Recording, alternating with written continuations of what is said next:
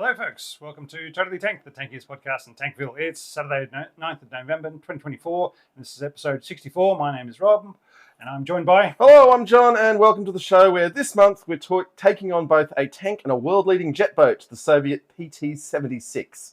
Now, if you want an excellent Totally Tank t-shirt, beer coaster, coffee mug, or cool hat, head over to redbubble.com and search for Totally Tanked. Also, if you like the show, and why wouldn't you if you come this far, for God's sake, smash those like and subscribe buttons and leave reviews, because we need all the help with the algorithm we can get, because as you might have noticed, we're not really adjacent to much other content out there. And just before I hand things back over to Rob, a big hello to all our new fans from posting short clips of the show on YouTube and TikTok. New fans means new fascists shouting at us, but that's the price of reaching new audiences. And let's repeat it for the slow of learning out there. The Confederacy were traitors and losers who killed for the cause of chattel slavery, and their leaders are burning in hell, including Bobby Lee. Hey, Rob, what does the Confederacy and Nazi Germany have in common? What, John? The United States Army smashed them both. Hooray! Yes, okay. But today we're talking about the PT-76, aka, John, can you say this one for me? The Plavayuchev? Plavayuchev tank, which equals the floating tank. Yes. The PT stands for floating tank. Just a quick hello for those on the YouTube feed. Tasman's joining us from Sydney. Cat Chant's joining us from Montana in the USA. Good luck, Cat Chant. Although living in Montana, I'm sure you're used to this sort of thing. Okay. Now, just quickly... And Jamie from South Australia and Brandon Make Stuff. Yes. Welcome, both of you. Okay, well, good to see you again, Brandon. This tank I saw on a roundabout in Mataran in Lombok in Indonesia. And inspired. Yes, and Sheridan said, "What is that?" And I looked at it, and my words were, "It's a Soviet amphibious, and it's related to the BMP," which, for first glance of a tank I'd never seen before in my life, is pretty good. And I bet you're most proud about the fact that your other half actually asked you what it was and didn't actually just ignore it. And so she was interested. Yes, and I got a picture of it, which is in the slideshow, which I was particularly pleased to get as the taxi whizzed around this roundabout, dodging the horse-drawn carriages they're still using in a big way in Lombok. So, yeah, tiny little horses. They get very angry when Australians try to ride them. Well, if it's an island, then it's probably hard to get a lot of petrol over there for cars. So you've got to be pretty rich. I mean, look, there's a lot of mopeds still going around as well, but a significant number of horses. Lombok is lovely if you want to go for a holiday, folks. Recommend it. Alan has joined us as well. We'll love you any age, Alan. So you just keep on going. keeping on. All right, let's get into the stats. It's an amphibious light tank, as John said. It was in service from 1951 till present. It's still running around today. It will never die because it is too useful. Designed from 1949 to 1951. Manufacturer the VTZ Kirov factory, which is a tractor factory. Yeah, well, they call it the tractor factory. Kirov's based out of Leningrad / St. Petersburg. Yeah, and I can't think of too many designs they got up after this one. So, because they were a legendary tank factory earlier, and then they sort of fell off later. But yeah. It was produced from 1951 to 1969, and the chassis may still be being produced. And they definitely kept on building the chassis after 1969 because a lot of different types of those variants came out after that. So basically, once they stopped putting turrets on them, they said, well, what else can we put on top of these? And we'll get to those. Number built, around 12,000 supposedly, but possibly some sources only say 6,000. Which includes the 2,000 for export. So, and I think the numbers here get squirrely because of the variants and whether they were counted or not, and also the BTR numbers, because the BTR 50, the world's first tracked APC, and nobody's telling us, putting the real numbers online to really track it. The Russians lie for the purposes of status of forces in Europe. Mass only weight 14.6 tons, 25 feet or 6.9 meters long. 3.15 meters wide and 2.23 got pushed up to 2.66 meters tall over time. Crew of 3, driver, commander, who is also the gunner, and a loader. So now the loader in this tank has the cruisiest job in the Russian army. Yep, it's amazing. He has an acre of space. He has nothing to do but occasionally put a new round in the gun. And it's not even a big round; it's a small round. Yeah. But just one thing, he doesn't have the. They don't have the automatic tilting of the barrel or the breech to enable to easier loading, so it stays level of where the gun was fired. It holds its position. So the poor loader doesn't get the easy access to put the round in. He's got to And you got to lift the huge round of 76 mils, which actually isn't all that big, and then put it in that level. So he does have a slight harder job. Yeah, but he's really got very little to do and a lot of space to relax in. Whereas the commander's got the radio, the gun, and being commander, and the everything else. driver has a very weird position where his feet are actually higher than his hips in the front of the tank. Right. So because with the boat hull, they didn't have enough room for the driver's feet, so they just stuck him in the air.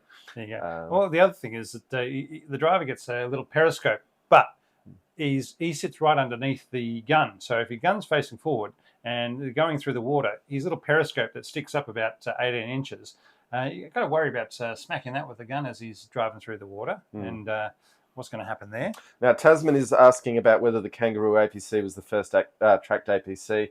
Let's say the first purpose-built tracked APC, because the Kangaroo was a modification of an existing hull. Yeah. All right, armour, it was only very thin. It was steel, 15 mils on the front of the turret, but 8 to 5 mils everywhere else, so only good for protection from small arms. Very small arms, 7.62 absolute tops. Yeah. And shrapnel at a distance. Even then, some shrapnel. Yeah, I mean, you don't want to be blasting a blast going off within 10 metres of you or anything like that. It's all 50 metres. But there is one interesting thing in its service history, which it was surprisingly resistant to particularly high explosive anti-tank fire. And my suspicion, and I don't have any sources on this, is that because it was built so boxy and voluminous to create buoyancy, just hitting it doesn't mean you're actually going to penetrate something that's going to go boom or disable the vehicle. So it took a lot of hits that you should have knocked out such a lightly armed vehicle. And maybe with the anti-tank rounds, they just went straight through it and didn't notice. Well, yeah, I mean, the jet from a high explosive anti-tank round could easily have just shot inside, and no one. Well, I mean, you'd have noticed. But you'd be a little bit deaf. Ears would be ringing a little bit. Yeah. But all right, main arm. It's got a 76.22 millimeter DS D5ST rifle tank gun with 40 rounds. Now, the ammunition, because the weight is so critical, because it's got to float, is extremely limited. And one thing that's really interesting with the gun is the early marks had a slotted muzzle brake, which looked really cool, very Flash Gordon. But then that directed all of the muzzle blast backwards. And for a tank that is designed to carry tank riders over water and to fire while it's on the water, they realised that was obliterating their tank riders was a really bad idea. Yep. So then they moved to a muzzle brake that looked more German and directed the gases sideways. Yes. So, secondary armour, it's got a 762 SGMT coax machine gun with 1,000 rounds. And later on in 1970, they got a PKT machine gun coax, 67. They introduced that one. 19 litre, 6-cylinder inline diesel, 240 horsepower, which was half the T-34 engine. I just loved how they said, we can't afford the full-size engine. No. Just cut it in half. Yep, that'll do. And funny, they called it a V, even though it was a straight 6. Yep. But it meant that there was parts commonality. The maintainers knew exactly what they were doing with it. I assume as the KV2 engine was a double overhead cam, this would have been a single overhead cam being cut in half. But anyway, I believe you. I'm just guessing. Just a quick hello to John Markle joining us for the first time watching the stream. His mental picture of us had more Hemsworth in it. We get that a lot. I just got to grow the beard, mate. We get that a lot. When the Hemsworths are our age, they're not going to look that different from us, though, I reckon. We're just elderly Hemsworths. I'll go for the Thor after he's lost a few things and sitting in the Norwegian town or whatever. Yeah, just playing PlayStation with the raccoon. Yeah. But Steve, was it Steve? Oh, no, Daryl. Korg. Yeah. Daryl, whoever it was. Yeah. All right, 250 litres fuel, torsion bar suspension. Oh, can I talk on the fuel just briefly? Yes. Gave it 50 minutes of operation because it used 4.5 litres a second or something like that. Anyway, I did the math on it. Gets 50 minutes of operation. Right. On that internal fuel tank, can carry external fuel, but it's not plumbed. So it means for crossing bodies of water, you've got an hour to get across because you do not want to be refueling while you're floating. with unplumbed refueling tanks. You don't want to be crawling out on the back deck with waves lapping over it No. and trying not to get water in as you. And your stability goes a long way by having forward momentum. Oh yeah, when it's planing with its water jets, which we'll get to. Yep. It's a lot more stable than otherwise. And welcome Maxie from Michigan. Mm-hmm. All right, operational range 370 k's, or 300, 400, up to 500 with the external fuel tanks. And they had different. Over time they managed to fit on more fuel tanks. They had some flat ones. Had some drums. They had some drums, and when they put them all on, they can get a little bit further. Maximum speed only 44 k's on road. However, it was the 10 k's an hour swimming in the water with the water jets as the main thing of the tank. So as we've said, 50 minutes of running, 10 kilometers an hour. You're basically getting 10 kilometers on a fuel tank. So that's almost all rivers in the world, most lakes, but you very narrow channels if you're doing that sort of crossing. Yeah. But I'm sure the Indonesians are I'm sure they've mapped out those channels, yeah. Well, it won't be the channels so much. It'll be getting onto one side of an island and then hopping around whatever defences they had to get to another. And for those wondering, today we're drinking the Bent Straightforward beer. It's a lovely pale blue can, and that's what we've got in the beer tube for today. Yep, that's the beer tube, not the beer review. That's coming later. My alma mater brewery, Bent Spoke Brewing Co. Yep. All right. Cool. Design and development, jet boats. John, tell us about jet boats. Well, water jet designs actually go back hundreds of years. They've been around almost as long as propellers, because in a lot of ways it's just an Archimedes screw. But in terms of anyone making something useful out of it, that didn't really happen. In most of the history books, it's the New Zealanders in the 1960s get the credit. 50s. 53. Very start, yeah. And that was for basically taking tourists up very shallow rivers where propellers had hit rocks all the time. So the water jet was very handy for that, particularly as you could actually just have the jet firing out the back above the waterline. You don't even need to be putting it under the water. So it frees up a lot of, lets you have an even shallower draft. Water jets today, larger and larger ships are using them because losing the vulnerability of having to drive screws and screw shafts and waterproofing them and what happens if a torpedo hits. So bigger and bigger and bigger ships are using water jets today. But when the Soviets were designing this, no one had built water jet craft on scale at all. So they were really well blended. Not even the Kiwis. So they were another 3 years away from bringing it out. As you say, there had been designs for it and people had tried to build it, but nobody was actually using these things as water jet boats before the PT-76 came along and said, you know what, let's just whack it in the tank and see what happens. And what happened was that they let them move very quickly across bodies of water. I mean, even today, American and European designs are trying to just have the tracks going flap around driving it through the water, which is slow and inefficient compared to a water jet. But yeah. All right. So the reason why they needed to have a jet, well, they didn't need to have a jet boat. They wanted to have an amphibious vehicle because in the late 40s, the Soviets looked at Europe and said, if we want to fight a tank war there, we'll need to cross lots of rivers. So how do we do that? And they looked at the map and they said, look, there are water obstacles of 100 meters every 35 to 60 kilometers, 100 to 300 meters wide water obstacles every 250 to 300 kilometers, and 300 meter wide obstacles every 250 to 300 kilometers. And they did have very recent memories of the Germans just falling back to rivers, to falling back to rivers, to falling back to rivers. Blowing up bridges behind them and having to bring up all the engineering and assets to be able to cross rivers, whether it was pontoons, building Bailey bridges, whatever else, to try and get across, to be able to get their forces and be able to bring the Germans to bear and able to, while they're on the retreat, is when you want to be hitting them because they're disorganized and they're not in defensive positions. So it's when they're on the move going backwards. It's a really good time to hit the enemy because they are unorganized and out of their trenches. So that's why you want to keep the pressure on. And if they can just cross a river and then blow the bridge behind them, then you've lost that opportunity to take them while they're scattered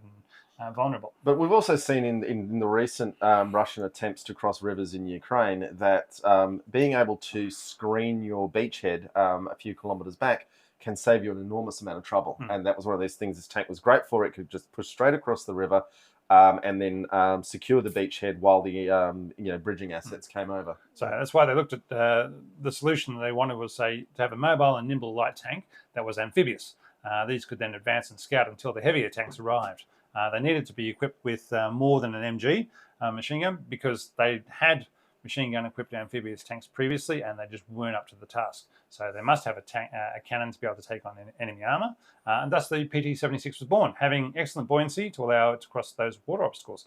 The light tanks were also air transportable and able to be deployed to the Middle East or wherever else quickly, where the lack of infrastructure and any would be an issue for any medium or heavy tanks, or even in the Far East where bridges, railways and good road infrastructures were missing. A light tank was seen to provide a solution to those problems as well. This is kind of what the British came to with CVRT exactly, a bit later. Yeah. Although CVRT couldn't swim like this thing could. No. Yeah. As the threat of the use of tactical nuclear weapons became more serious, it was also envisaged that fighting in such conditions would be best done by light tanks, as they would be able to move quickly and have low maintenance costs. Oh, and just want to say a shout out to Tank Encyclopedia for a lot of this knowledge. So if you want to get more in depth than what we're going into, please go over there and have a read of them. Yep. Tank Encyclopedia are a tremendous resource. Not our only source, we hasten to add, but No. yeah, they had a really good article on the PT-76. They have really good design drawings that I'm very jealous of. We don't steal their drawings, but No. yeah. All right. For a recon tank, it was not a recon tank. It was terrible. It was for a recon tank. It had the fewest vision blocks of any Soviet tank at the time.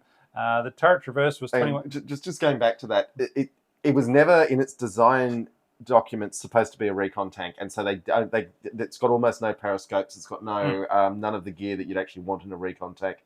Signals analysis and maybe even a mast or none of that. But because Soviet doctrine said that amphibious tanks should be used for reconnaissance, and when they wrote that doctrine, they had lots of light tanks. Yeah, but when they wrote that doctrine, they had lots of amphibious tanks in the order of battle. It got just given the job, even though it was never built for it. It was never in the design specification. It was a classic case of creep, and it performed not particularly well, except it could just get across rivers and find things. So yeah. I mean, but yeah. Anyway, turret traverse was 21 seconds with a mechanical hand crank, so it was pretty slow. You weren't getting that bring the gun to bear on any fast-moving targets very quickly. Large turret ring and a small gun meant it was very spacious inside for the crew compared to other Soviet tanks. As you're saying, the gunner had the best life of. The loader. Sorry. Yeah. And as we said before, like the French, the commander was overworked in the turret. Well, French in World War II designs, but but he was the gunner and the radio operator and being the commander and having to do everything else. I've seen someone, I can't remember who, make an argument that it was actually due to similar limiting factors, basically forcing in both the French and the Russian designs, particularly manpower shortages. Yeah, saying one sentence in there was saying that because they'd just come out of a war, they had low people availability, and so they said, you know what, we're just going to have tanks with three-person crews rather than four, just because that's easier to get enough people for what we want. So now, just addressing the poll, at the moment it's running with 10 votes. The PT-76 was 80% of you saying an awesome tank, and a very mean 20% saying it's a crappy POS. So we'll see how the poll goes through the course of the live stream. We'll bring you more updates on that. Because, if there's one thing none of us are tired of, it's watching election results. We'll get to that. Yeah, anyway, carried a mix of rounds. So from 1950, so of the 40 rounds, as John was saying, it's carrying 24 high HE rounds, 4 armor-piercing high explosive, 4 armor-piercing composite rigid, and 8 high-explosive anti-tank rounds. This loadout was changed in 1970 so that it had 20 HE rounds and 12 high-explosive anti-tank rounds instead. That is a much better loadout than the 1970s one. The idea that a tank commander is meant to be choosing between APCR and APHE, and it's you just want high-explosive for light-skinned stuff, high-explosive anti-tank for armoured stuff. Yep. Keep life simple. Yep. Yeah. All right. A couple other fun things we've learned about it was the Russian engine design, which was common across all their tanks, was included color-coded lines. So all the bits and pieces going around in the engine. The green is for coolant, the blue is for air, yellow is for diesel, and red is for fire suppressant. So They kept that common throughout the thing, so it made it easier for maintainability. Mm-hmm. The Russians went for water jets because they saw them as a better option than screw propellers, which could be damaged when entering the water, along with algae and weeds getting caught up in propellers. Now, you do still have the intakes on water jets. But you can screen those. So as long as you're not sucking up too much mud, you're all right. And because you've got the intakes on the water jets are on the bottom of the hull, and you've got the tracks. It's up from the bottom when it enters the water. Unless you hit a mound of mud as you're driving over it in the water and suck all that mud in, you're probably all right. You could still have issues with serious amounts of weed getting sucked up against or the jellyfish. Or the jellyfish. You can't watch those. You've got to watch out for them jellyfish. Yeah. But it's still much better than propellers, which is why the whole world is actually still in the process of moving over to them. The Russians, I cannot stress this enough, were incredibly ahead of their time with using water jets in this design. Yeah, it was the way they designed it so they could suck it up from underneath the hull. It had the 2 ports at the rear of the tank that they could fire out, that the water would jet out of. But if they closed those off, they had 2 ports on the Deflected, side. Yeah. Well, no, they had 2 ports on the side of the tank that they could then open up, and so either go backwards or spin one way or the other quite quickly because of the force of the jets going one side or the other. So it wasn't a case of they were stuck going forward. No, they did have manoeuvrabilities for them. Now, Tasman's asked about whether jellyfish would be like a bird strike on a jet plane. I don't think so. The problem is more them clogging the intake. If they actually get into the impeller and the stator, they'd just shoot straight through. It's not as fragile as a combusting jet engine. Yeah, they're saying there's a reason why certain submarines don't go into Brisbane Harbour, because it's full of up the Brisbane River towards around Queensland. It's because it's full of jellyfish and they just get sucked in and things go bad. But it's getting stuck on the intakes on the outside that's the issue. Once they get in, they're not that tough. No, but they get sucked onto the outside and of the grills. Go from there. All right, could carry 10 tank riders, possibly even 20. I've seen 20 in the literature, and I mean there are some pictures that we've got, particularly in India, where people are more used to crowding on vehicles. I think 10 is a more sensible number of riders. Even then, the buoyancy issues, because weight is constantly a fight for this tank. 10 is getting very low water. But even in the water, and so around the turret. But that meant that if they had 10 on the tank, they wouldn't fire the gun because, again, they'd have to be in front of the turret, and so there could be issues with, as you're saying, the muzzle brakes, blasting the tank riders off, or 5 tank riders behind the turret. So they could carry 5, and then they could fire the gun because they were behind the turret and not in danger of the backblast of the muzzle brake. The exciting thing in this design, though, is it really was designed to enter the water at speed and then be engaging the defenders while it crossed the water, which is a very exciting capability. Yeah. and then be roaring out of the water on the other side without having to mess around with changing drive methods. No, there was no 5 hours of preparation before you went into the water. It was a case of, open up the rear, the water jets, and drive on in and get in there as quick as you can, and away you went. And fire while you're crossing.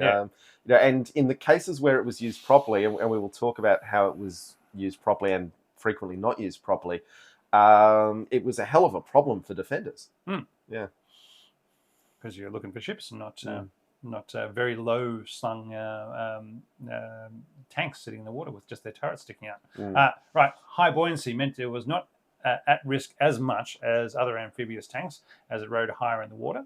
The Soviet Navy even tested them by crossing the Kerch Strait in Crimea.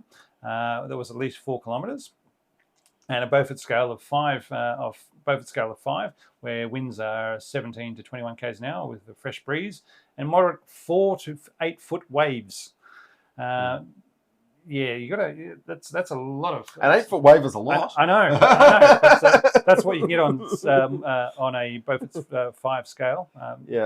Scale 5. Yeah, I mean a 4 foot wave. Yeah, fine. An 8 foot wave, I'd really want the bow turned into that. They showed footage of them going through it, and look, it probably wasn't an 8 foot wave, but there was, as I say, it was a strong breeze, and they were going through it, and went a long way across. Yeah, So. they did have a very good bilge pump system as well. So any water that did get into the tank through the turret ring, they could expel pretty swiftly. Yeah, but I mean, naval infantry loved this tank.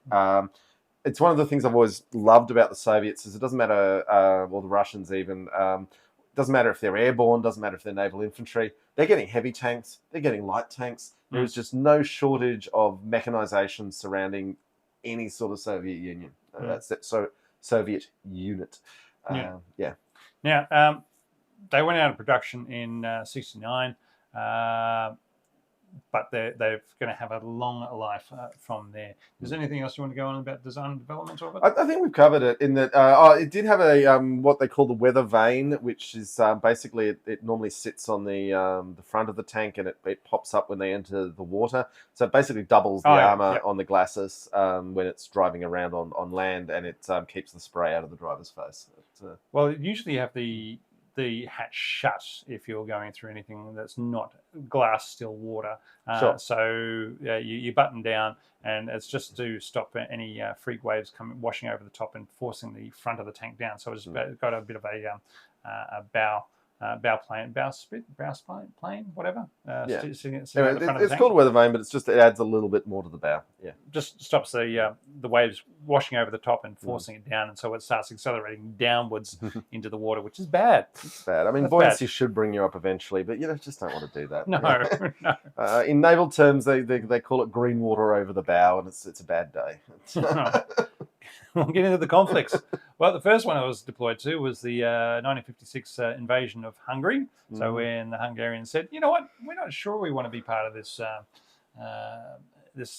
Soviet... We'd like some democracy, some free expression, some American genes. The Soviets said, nah.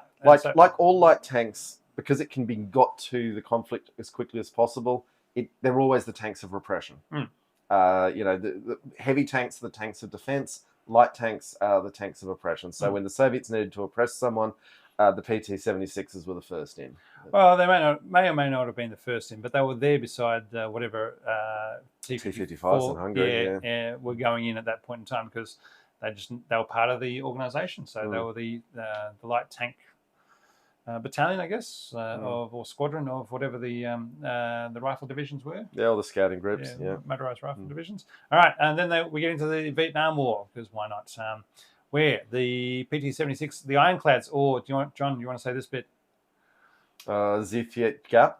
Yep, the Vietnamese name for tanks, which was ironclads. And calling a PT-76 an ironclad is the most flattering thing a PT-76 has ever been called. That's what they got, though. They had them, and that's why we're using them. And and from then, that was the name for all Vietnamese tanks, because they were ironclads, but it was the PT-76 first. They were first used in January '68, a week before the Tet Offensive, when they were travelling down the Ho Chi Minh Trail in Laos. They ran into the BV-33 Elephant Battalion, consisting of 700 Laotian troops at Ban Hue San. Yeah, good enough. Good enough. The light tanks could not deal with the jungle and fell behind the NVA infantry as they were marching down the trail. However, when the tanks did arrive, they were able to rout the Lao forces, who retreated to the Lang Vei Special Forces camp, starting the Battle of Lang Vei. It's one of those funny things that, basically Laotian infantry was a small arms only kind of force, and anything that small arms couldn't deal with was going to cause them a lot of trouble. Well, they're probably thinking that we're in the middle of the jungle and there's no heavier arms going to be able to get in here without a helicopter. Yeah, but having said that, even the American forces having to fight these had a surprising amount of trouble and having to bring up old recoilless rifles and the 66mm light anti-tank weapons. They weren't old, man. They were brand new at that stage. Well, the light anti-tank with the laws were very new. Yeah. I was talking about the recoilless rifles being old, but they were still brand new. Sure. Anyway, the point is, Australia was using them until the 90s. Yeah. Anyway, my point is that they struggled with this very lightly armored tank. Yeah. All right. So this base was the Lang Vei base was an area for the U.S. Army Special Forces, manned by a detachment of the 5th Special Forces Group. So there's about 20 Americans there. The NVA attacked the camp with mortars and howitzers for 5 hours before advancing with the tanks. 3 were knocked out by a 106 millimeter recoilless rifle, but 5 others continued into the camp, destroying bunker after bunker, with the defenders in terror as there were no weapons to engage them with. The few 66 millimeters light anti-tank weapons laws often misfired, missed, or did not set off, or with one source claiming that nine rockets were launched and hit at a PT-76 without doing any damage. So not as good as an RPG-7. You could argue that. Also, the PT-76s were charging across minefields, setting off anti-personnel mines without getting too damaged themselves in the process. So, there you go. But, I mean, an anti-personnel mine is not designed to knock out a tank. That's what an anti-tank mine's for. Yeah. So one of the last tanks destroyed in the battle was set on fire by a direct hit with a 66 mil to the engine. And it was what was the NVA's first major tank usage. It ended in a clear NVA victory, North Vietnamese Army victory. This is odd, Rob, because Americans keep telling me that they never lost a single battle in Vietnam. Well, this is in Laos. Oh, it's in Laos. Oh, silly me. It's in Laos, buddy, so that's why they're allowed to. You got to check the fine print. Yeah, right. In an encounter of tanks against mostly inadequately equipped infantry, it is unsurprising when the tanks win, bringing to memory the old adage saying any tank is better than no tank. Which this is the closest to no tank you can possibly have. Yeah. Yeah. When the forces of more comparable things did not go so well for the PT-76s, as discussed when we were doing the M48 episode, when the NVA attacked the Ben Het Special Forces camp in the dark, the 3 M48s using the Xenon searchlights were able to repel the NVA Now, tanks. the interesting thing here was that the M48s deliberately were shining those big searchlights, which are a feature of the M48, on the vision ports of the Vietnamese tanks, just to blind them. And obviously, as tank designers moved on and countermeasures to that have developed, that doesn't work anymore. But it's interesting. It was effective because obviously they put those searchlights on for a reason. But yeah, well, so they could see in the dark mainly. But but you give away your position, so you got to get something back. There was also at Ben Het a lot of both sides using the muzzle flashes of the other side to sight their guns. Yeah. All right. On the 9th of May 1972, the NVA launched another attack on the Ben Het base, with where the South Vietnamese Rangers with helicopters carrying guided missiles launched. TOWs. It was the first use of the TOW. There you go. Were able to destroy 3 PT-76 tanks without harming friendly troops due to their accuracy. So where before the NVA would try and get in nice and close in order to enemy American and South Vietnamese infantry troops, so they couldn't have artillery called in on them. By using the helicopters with the TOWs, they were able to take them out because they have a smaller danger close area, I guess. That then forced a much better missile too. But then forcing the remaining NVA forces to retreat. Over the next couple of days, they were able to account for another 16 PT-76s on that retreat. Now, it's worth noting because PT-76 has a reputation as a bad tank, which personally I dispute. But we've had a couple of votes for that thinking. When a 15-ton tank, any 15-ton tank, takes on a 50-ton main battle tank, it's going to get smashed.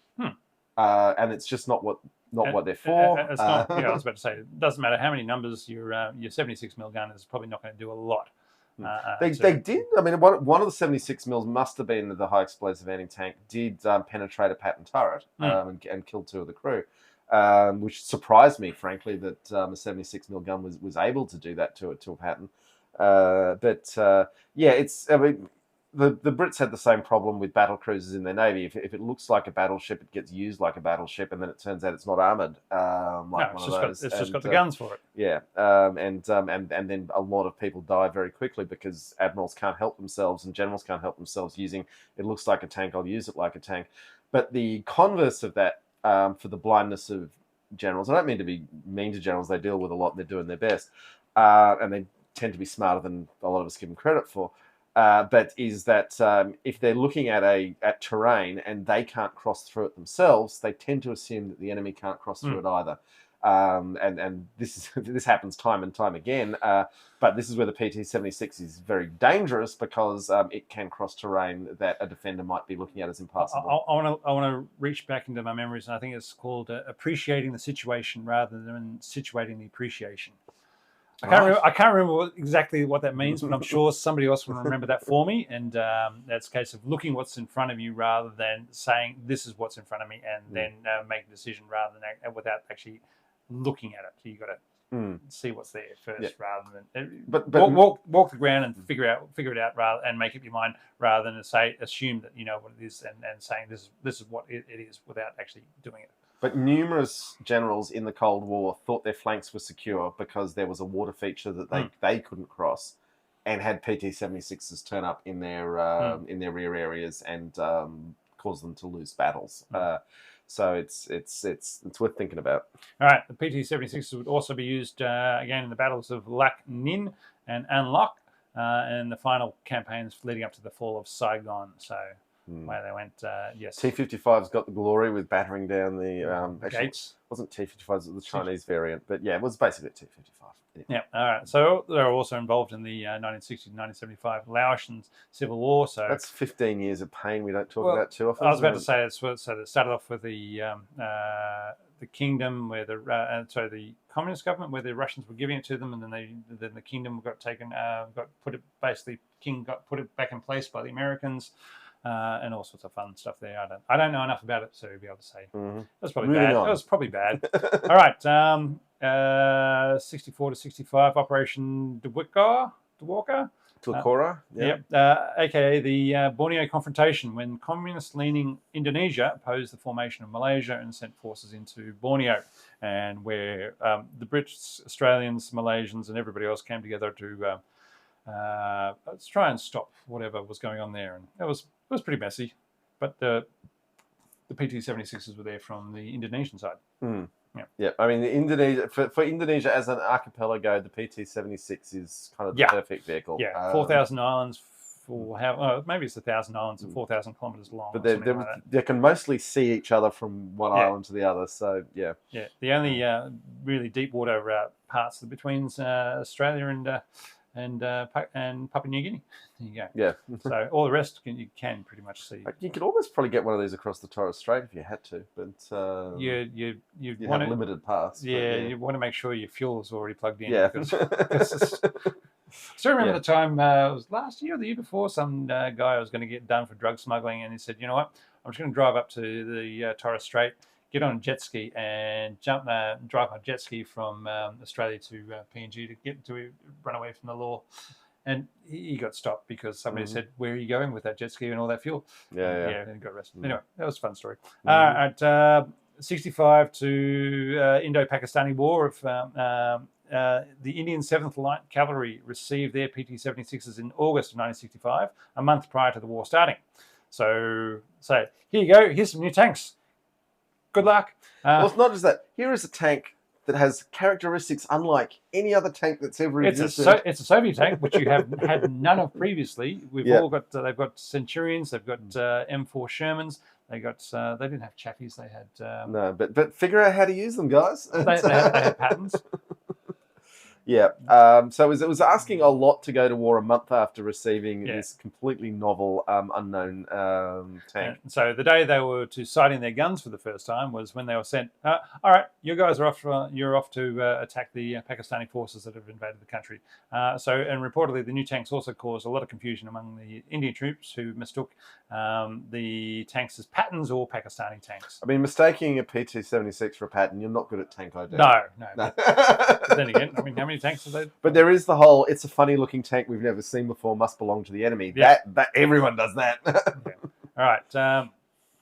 On the 17th of September 1965, advancing towards Chattanwala, 7 PT-76s tanks got bogged down and they had to abandon the commander's tank, which was then destroyed to avoid capture. The Pakistani forces then took the remains as a souvenir, but the Indian troops recovered those remains in 1971, so they brought them back. It's very, and it goes back. The ancient Greeks used to do this all the time. Capturing armor and putting it up as a monument, then recapturing it. And, if you take your battle stands like Sharp's Eagle and so forth.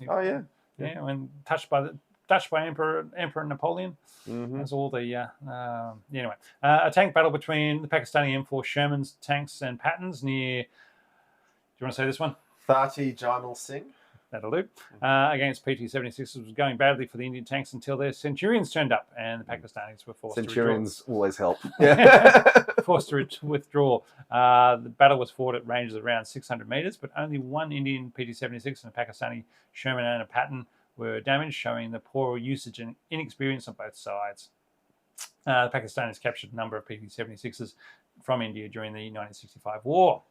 And then we'll get into the next one. Yeah, because they just keep going. Well, we're just sticking with the Indo Pakistani theme here. Yep. So we jump to 1971. But we're not going to jump straight into the Indo Pakistani War. We're actually going to start off with the Bangladeshi War of Independence, which happened slightly before outbreak of hostilities between India and Pakistan itself. This was one of Henry Kissinger's great genocides, with millions killed thanks to Henry's lack of care, shall we say. Realpolitik? I don't know. Well, he called it realpolitik, but it was just not caring how many people died when he thought he thought he was achieving little wins by moving pieces around the board. And if a million people starved to death, then what's that to Henry Kissinger's career? No. Thankfully, it didn't help. He never helped America that much with this stuff. He just made himself look good. Yeah. Anyway, so just before the actual confrontation between India and Pakistan happened, India had positioned armoured units with PT-76s along the border with what was then East Pakistan, which is what we now know as Bangladesh, which is the border consists of the Ganges River Delta, which is ideal for the PT-76. This is the land the PT-76 was made for. You think Poland has got a lot of rivers. The Ganges Delta is it's a lot of people, a lot of land, and so much water. Yep. So the Indian forces had crossed the river and taken Gabripur with 800 troops and 14 PT-76s to secure a logistics support road that basically all the Pakistani forces up the road needed that road crossing to be able to support, provide provisions up the road. However, the Pakistanis responded the next day with 2,000 troops and 4 squadrons of Chaffees. Despite being outnumbered 3-1, the Indian tanks took advantage of the fog of the battle, seeing the incoming Pakistani forces from a mere 30 to 50 metres away. Up to 14 Pakistani Chaffee tanks were destroyed and 3 captured. 4 PT-76 tanks were lost. Now, I think this is a really interesting matchup because the Chaffee isn't amphibious, but in a pretty straight fight, the PT-76 was extremely successful against a Peer-light tank. And it's the Peer-light tank that matters. Being smashed by MBTs does not worry me in a light tank. No. That's a misuse. But they did say that the Pakistani Chaffees were quite old and had not been maintained as well as they could be. And yes, Tasman, we'll talk about the movie Pippa later on. It's coming on up. So yes, this Indian victory greatly boosted the confidence of the Indian troops and decreased the Pakistani morale even before the proper war began. So now, fun point when I was reading about the Battle of Gabripur, it gets very confusing when the Indian and Pakistani infantry units are all from the Punjab Regiment, but on different sides. So as of 1946, I want to say, what was the division? 46? 48, 49? 40, and anyway, as a division, there were six Punjab regiments within the Greater India, and at partition, 5 of them went to Pakistan and 1 of them went to India, and they all kept the name. So when you're reading the battle, it's saying this Punjab regiment was taking on this other Punjab regiment and so forth, and it's got a little bit confusing, but they all decided to keep the name because on the Indian side, they were the second oldest unit of the country, and on the Pakistani side, they were the oldest unit of the country. So they said, we are not giving up our name for... The Punjab regiments had a century-old, very proud history, and I understand. I think it was 2 centuries old for the... if you're going back into East India Company, could well be. Yeah, thing. So, in later battles, Pakistani troops dug in towns and cities. The Indians then used helicopters and PT-76s to advance troops and equipment over the swampy delta and filled with bodies of water to skirt the opposition. On the 4th of December 1971. Oh, sorry, just quickly, going back to the design, something else we didn't talk about. One of the clever things they did was to make the road wheels on the PT-76 hollow. Yes. Which gave an extra 10% buoyancy, which this constant fight with buoyancy and weight, that it's almost the difference between a successful design and not. But yeah. And while it makes them weaker, it does mean you are much sitting high, much higher in the water, which means that the likelihood of a wave coming over you on the Kerch, crossing the Kerch Strait and sinking your tank is a lot lower. Yeah, also, I mean, the tank riders are literally probably only being supported by the buoyancy of the wheels. But yeah. All right, 4th of December 71, the PT-76 tanks defeated an infantry battalion defending the town of Mian Bazar, but lost 4 tanks to 106mm recoilless rifle. On 9th of December, the same unit overtook the docks in Chandpur with Nepalese Gurkhas on top of the tanks. That's a bad day at the office when Gurkhas are riding tanks across the water. I just quickly, Brandon Makes Stuff has noted that the US Marines LVTP-7 sinks if the water jets don't kick on, but it can drive underwater up the seafloor just long enough to make it to shore if they're lucky. I don't often say this, but I think the Soviet design approach might have some merits in this one. Rather than sinking, Positive buoyancy. When diving, if something goes wrong, cut the weights and go. No, always the saying is get positive. Doesn't matter if you get the bends, you can survive that. You can't survive being stuck at the bottom of the water. So get positive, which might mean dropping the weights and going, but it means you get positive. Anyway, these Nepalese Gurkhas on top of the tanks when they're engaged by 3 Pakistani gunboats from the very wide Meghna River up to 1.5 kilometres wide. All 3 gunboats were sunk by the PT-76s, and of the 540 sailors aboard, only 180 survived. Look, I cannot think of anything more humiliating for a naval vessel than to come across some swimming tanks and get your ass kicked by them. Well, they were sitting on shores at this stage, but they weren't on the water, but still, they sunk the boats. Bad day at the office. The tanks were then used as ferries transporting troops and material to and from across the river, but there were instances where the engines overheated and required towing by nearby civilian boats. Which is interesting because we haven't heard anything else about overheating issues, but it sounds like they might have been run extremely hard. I was about to say, it sounds like they were having a busy day. Yeah. They were having a busy day.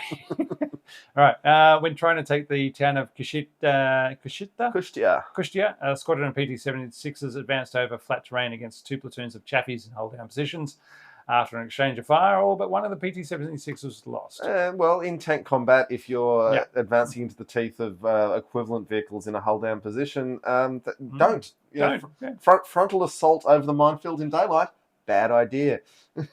Up the guts with lots of smoke, mate. Well, if they'd got the smoke in, things would have been better, wouldn't it? Yes. All right. The PT-76s showed their worth when used properly, such as when Indian forces carrying Gurkhas, again, 12 to a tank, went on a 55-kilometre detour through a terrain filled with bogs, swamps and rivers to flank defending Pakistani forces. The flanking manoeuvre was extremely successful, catching the Pakistanis by surprise, knocking out one Chaffee, a battery of 105mm howitzers, and setting up an ambush for the retreating forces. So, on the 16th of December, the Pakistani forces surrendered, leading to the creation of the state of Bangladesh. While the PT-76s mostly met very old Chaffee tanks, with their correct use of amphibious capabilities enabled the Indian forces to achieve goals no other vehicle could have done. A total of 30 such tanks were lost during the war. Which for a very thinly armoured vehicle in the absolute thick of the fightings is not a bad survivability. All right, the South African Border War, or the Bush War, or the Namibian War of Independence, which then intersected with the Angolan Civil War. Both Angola and Cuba, keep going, forces used the PT-76s against South African Defence Forces. I'm sure the South Africans are very good. They use a lot of wheeled vehicles with big guns, and those big guns are very, very powerful. And the PT-76s did not do well in these situations. Well, it's less rivers as well. Do you know what Namibia is known for, John? Not rivers. Not rivers, deserts. Yeah, a lot of deserts. So yes, while they were not a natural home to the PT-76. No. Well, it's not playing to its strengths. There, you play to your strengths. All right. Well, good management is bringing out your staff's strengths and hiding their weaknesses. There you go. Yeah. There you go. We'll take advice from this man, eh? All right. No one trusts me to manage anything. 68, the Warsaw Pact invasion of Czechoslovakia, when they said, we saw that Hungary wanted that democracy thing. We thought we might try that as well. And the Russia and the Soviets said, no, just no. Yeah, Soviets said, we thought you would have learned the lesson, but no, we'll teach it again. All right, 12 years later, we're happy to do it again. All right, 1st first, the Six-Day War, Egypt and Syria against Israel. They included Jordan in this one, but Jordan didn't have any PT-76s. Egypt first used their 100 PT-76s during the Six-Day War, where they lost 29, with the Israelis capturing 9 of them and modifying them and putting them back into service. Now, I do find, for this whole was it good or not argument, the fact that the Israelis put them back into service and used them very extensively suggests this was actually quite a useful vehicle. Yeah. The Israelis, they had issues because they didn't have the ammunition for them, so they were limited in how many rounds each tank could take. So they had to hoard them a bit, but they managed. Anyway, during the War of Attrition in May 1970, 66 PT-76s and 7 BTR-70s of the Israeli forces attempted to cross... Sorry, BTR-50s. BTR-50s, sorry. What did I say? 70s. Yeah. 70s. Attempted to cross the Timsar Lake and attack the Egyptian forces on the western shore, but 3 tanks got bogged down in the sandy shores and they had to cancel the operations. So the 9 Israeli PT-76s and 15 BTR-50s were then put into reserve forces in 1971, but recalled to action at the start of the Yom Kippur War, which we'll get into now. It's 1973. Egypt was again to use the PT-76s in 1973 to cross the Suez Canal as part of Operation Badr. Just quickly on that, one of the amazing things the Egyptians did, because the start of Yom Kippur went incredibly well for the Egyptians. First 10 days, they were on the attack. But one of the amazing things they did, the Israelis thought they had impregnable positions on their bank of the Suez Canal, and the Egyptians used high-powered water cannons to just erode these sand-based fortifications out of existence. There you go. And then the 76s the PT-76s could get up and over these ramparts. All right.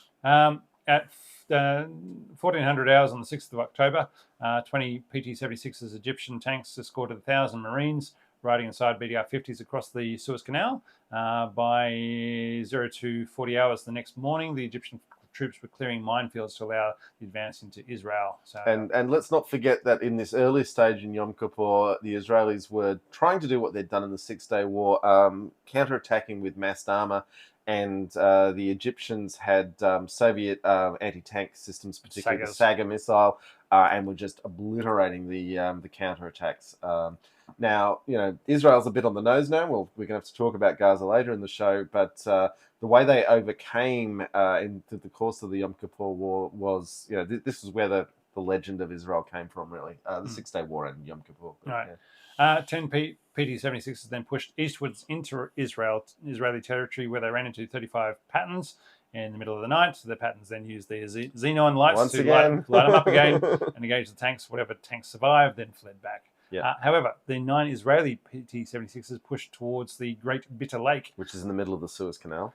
But because they had to cross water bodies, they arrived late at dawn on the 16th of October. They joined, which is 10 days into the attack, so this is when they started to go on the offensive. They joined a force of Patton tanks with the task of intercepting an Egyptian armoured brigade towards the north of the lake. When the Egyptian forces were engaged in the PT-76s and the Pattons, another force of Pattons came from the Egyptian flank, which took heavy losses. So that was basically the turning point for the battle. Sorry, the war. When the Israelis crossed the Suez on the 14th of October, they brought 7 PT-76s and 8 BTR-50s along with other vehicles on pontoons painted in Egyptian colours, with Arab-speaking crews to establish a bridgehead in Egyptian territory, allowing for more troops to come in and turn the fighting from a defensive into an offensive campaign. And that gets into the stuff I was talking about earlier with the ideal use of the PT-76 to screen the bridgehead while the heavy crossing comes through. There you go. All right, 1975, the invasion of East Timor, also known as Operation Seroja. Okay, so the ex-Portuguese, for those who don't know, the ex-Portuguese territory of East Timor is a part of Timor-Leste to its friends. Is part of a small island to the north of Australia, with the other half of the island being Indonesia. When the Portuguese left the locals had their own civil war in 1974, with the left-leaning Fretilin winning. Indonesia and the West didn't want a progressive left-leaning government in Southeast Asia, even such a tiny, insignificant one, and after the loss of the Vietnam War. And so Indonesia was allowed to invade. The PT-76s were very useful at getting around the coast and bypassing Timorese positions. it wasn't an island hopping campaign as such, as they were already stationed on the Indonesian part of the island. So. But it gave them mobility, and particularly the Timorese. Fretland. Basically, Fretland did not have heavy weapons at all. So, PT-76 was just fine for keeping their rifles out. Yeah. Oh, yeah. All right. 1980 to 88, the Iran-Iraq War. Iraq had plenty of PT-76s, which is why they were then there in the Gulf War in 91. And there was a lot of marsh fighting up around the Iran-Iraq border. Basra is very marshy. Yeah, Basra is, so there was some terrain that suited them. Of course, the Tigris and Euphrates rivers is great territory for PT-76s. I had a fun moment when we were flying across to France last year. And I looked out the window, saying I could see on the map where we were going. And I said to myself, I can see two big rivers meeting as we're flying over it. And I was saying, I bet that is where the Tigris and Euphrates were meeting. I'm saying that was a moment in history. That's the best place of civilization. As I was at 30,000 feet flying over the top of it, saying, glad I'm not on the ground, but I'm glad I've seen it. Yeah. Right. 1991 to 2001, the mess and the heartbreak that was the Balkans after the dissolution of Yugoslavia. The PT-76s there changed hands between the old military, the new militias, and any gangs in between. They were mainly used as close or long-range fire support and not any sort of recon or amphibious capabilities. As we've constantly noted, all tanks end up being assault guns. Yeah. All right, 95 to 99, the First and Second Chechen Wars. The Russians, the Chechen War is one of the last conflicts where the PT-76 saw combat, and we used, from the very beginning, the tanks were mostly used in front of the infantry, protecting them from small arms fire, along with roadblock escort missions. As an example, the PT-76 was seen near the Grozny Presidential Palace on the 18th of April 1995. It's interesting to me that given the very large numbers of RPG-7s used by the Chechens, they redefined guerrilla squad combat around 2 men with RPG-7s and 1 with an AK to protect the RPGs. So picking off lightly armored Soviet vehicles was a huge part of the Chechen resistance. But PT-76, again, like I said, I think it's mass means it essentially forms spaced armor, gives it a more resilience against shaped charges than you'd think. All right. Clips Ahoy's joined us. Whole lot of hoopla. Don't know, but g'day. Why not? On the 18th of April 1995, a PT-76 and a T-72 entered the town of Bamut. Not Bakhmut, but Bamut, battling their way to the town centre for over 2 hours until their tanks were mobilised and set it on fire as part of it. One of the Russian border patrols said, with a tank, even though it's light, you feel much more confident than, say, a BDR or BRDM. After all, a 76mm gun is much more hefty than a machine gun, even a heavy one. With suppressing harassing fire from the tanks, there were no attacks on us, so they liked having a tank there. Yeah, just a big enough high explosive round does wonders, being able to get it where it needs to go. All right. Then again, there's a couple more actions, police actions in Indonesia, in Ambon and Aceh, and then part of Iraq. Still, when the invasion of Iraq happened in 2003, they still had some PT-76s running around. Now the Aceh offensive, obviously, the AMX-13 episode was a long time ago, but I believe they were also involved. So there was a little plethora of light tanks. The Indonesians then. 2003, maybe. All right.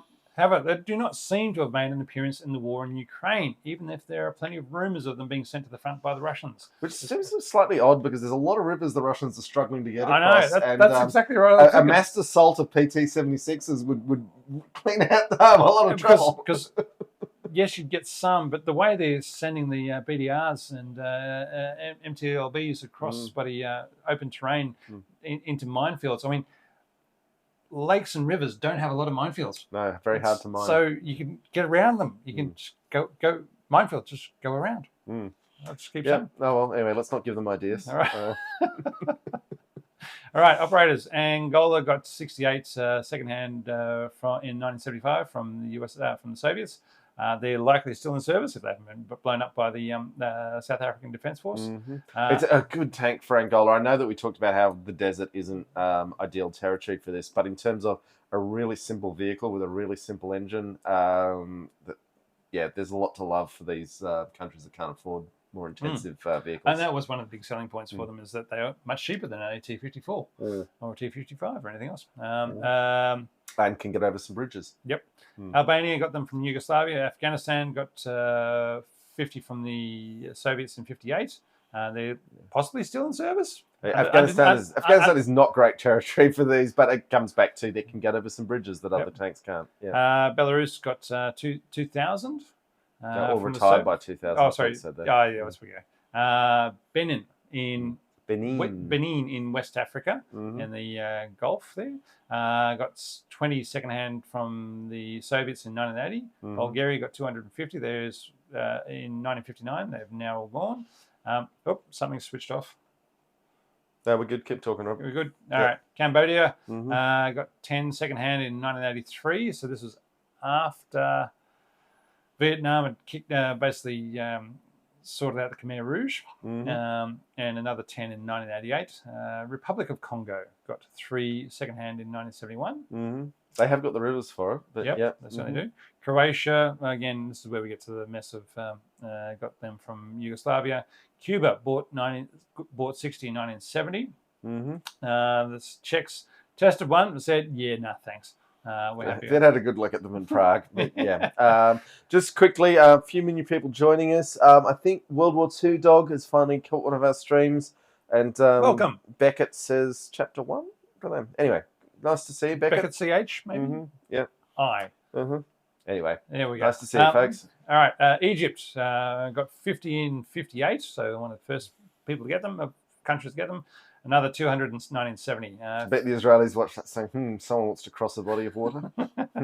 Finland got 12 in 1964. They eventually... Buying Russian weapons from the Russians in the 60s seems like an odd choice for Finland. They were neutral. That was selling them. They slat a land border with a hostile Russians, but anyway. East Germany's, the various Germanys got 170 in 56. They then sold or scrapped them all off after unification. Guinea. Now, Guinea. Again, assuming West African Guinea, got 20 and 77 secondhand, and Guinea-Bissau, again, I'm assuming West nearby. Africa. Got another 10. Hungary got 100 in 1957. They were all gone. India, the favourite operators of them, 178 ordered in 1962. They finally finished off with them in 2009. Indonesia. Now, this is back when, 1962, they got 50. This is back, and then they eventually got 170. This is back when they were a left-leaning communist-style nation. Prior to, this was... The Purges. So this is Sukarno, not Suharto. So that's a very fun trying to remember which one was which. And so between 62 and 64. So Now, quick thing in the comments. Beckett has asked, the PT-76 is the predecessor of the BMP. Kind of, sort of. The design of the PT-76 was incorporated in the BMP. The BTR-50, which was the APC version of the PT-76, was definitely, I would agree, the predecessor of the BMP, though. But, so the Indonesians, basically, because they'd gone from a communist-leaning government to a totalitarian right-wing government, the Russians weren't selling them anymore after 64, so they then had to cannibalise and maintain their tanks themselves. They've later upgraded them to the Belgian 90mm Cockerel guns with new power plants to make them faster. Iraq got 45 in 67, and then another 200 in 83 second-hand. Laos and the Kingdom of Laos got 45 in 61, with an additional 25 captured from the NBA. Supposedly 25 are still in service. We're out of beer. We're out of beer, but don't worry. God, what are we going to do? Don't panic. Don't panic. This is not the beer review beer, John. Oh, but okay. you need to have a look at this. All right, I'll have a look. I've got a little bit left in this glass, so we'll... Because we've got a bit more. We haven't even. We've got a lot more to go. we haven't got the models, the variants. Anyway, So what we might go to the halftime break before we finish this tank, but we'll see how our bladders go. At the moment, I'm okay to keep trucking. So yeah. Now, that's actually a good point. Madagascar got 12 in 1983, and the beer I've just given you is the famous beer of Mauritius. I know it's not Madagascar, but it's the closest you're going to get to Madagascar. Okay, all right. I think you've offended everyone there. I'm making connections here. Oh, God, Robert, Slovenia all over again. Physically, geographically, they're close, right? Yeah. Mali received 50 PT-76s. Yeah. Again, Mali is not a lot of rivers. A lot of rivers. Really? Yeah. Okay. I mean, Africa, as people should know, is an enormous continent with a great variety of terrain. Yeah. A lot of desert in some places, a lot of enormous rivers, though. I always thought, north of Mali is very... A lot of jungles, a lot of rivers. All right, Mozambique also bought 16 from the Democratic... DDR? No, that must be the East Germans. Yeah. Nicaragua got 22 and 83 second hand. They've still 10 in service. North Korea got 100 ordered in 1965. However, they then went on to create their own indigenous design of the M1981. Yeah, I mean, the Chinese which they brought out in the 70s, so I don't know why they call it the M1981. Pakistan ordered 32 in 1968 from Indonesia, but they then also captured a number from India in 65. Poland had 300, the Soviets, supposedly. Now, worth noting, the Poles, most of the best photos that we've got in the slideshow came out of Polish PT-76s. For whatever reason, they took a lot of photographs and made them available. So, yeah.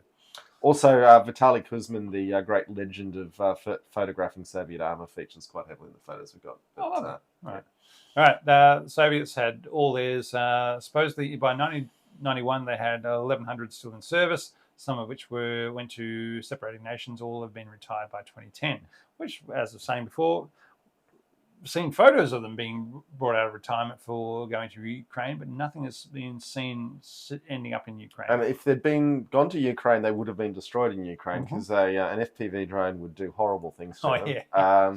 And so we can only surmise they're not there because we would have heard about it if they'd been destroyed. Yeah. All right. Slovenia got 10 from Yugoslavia.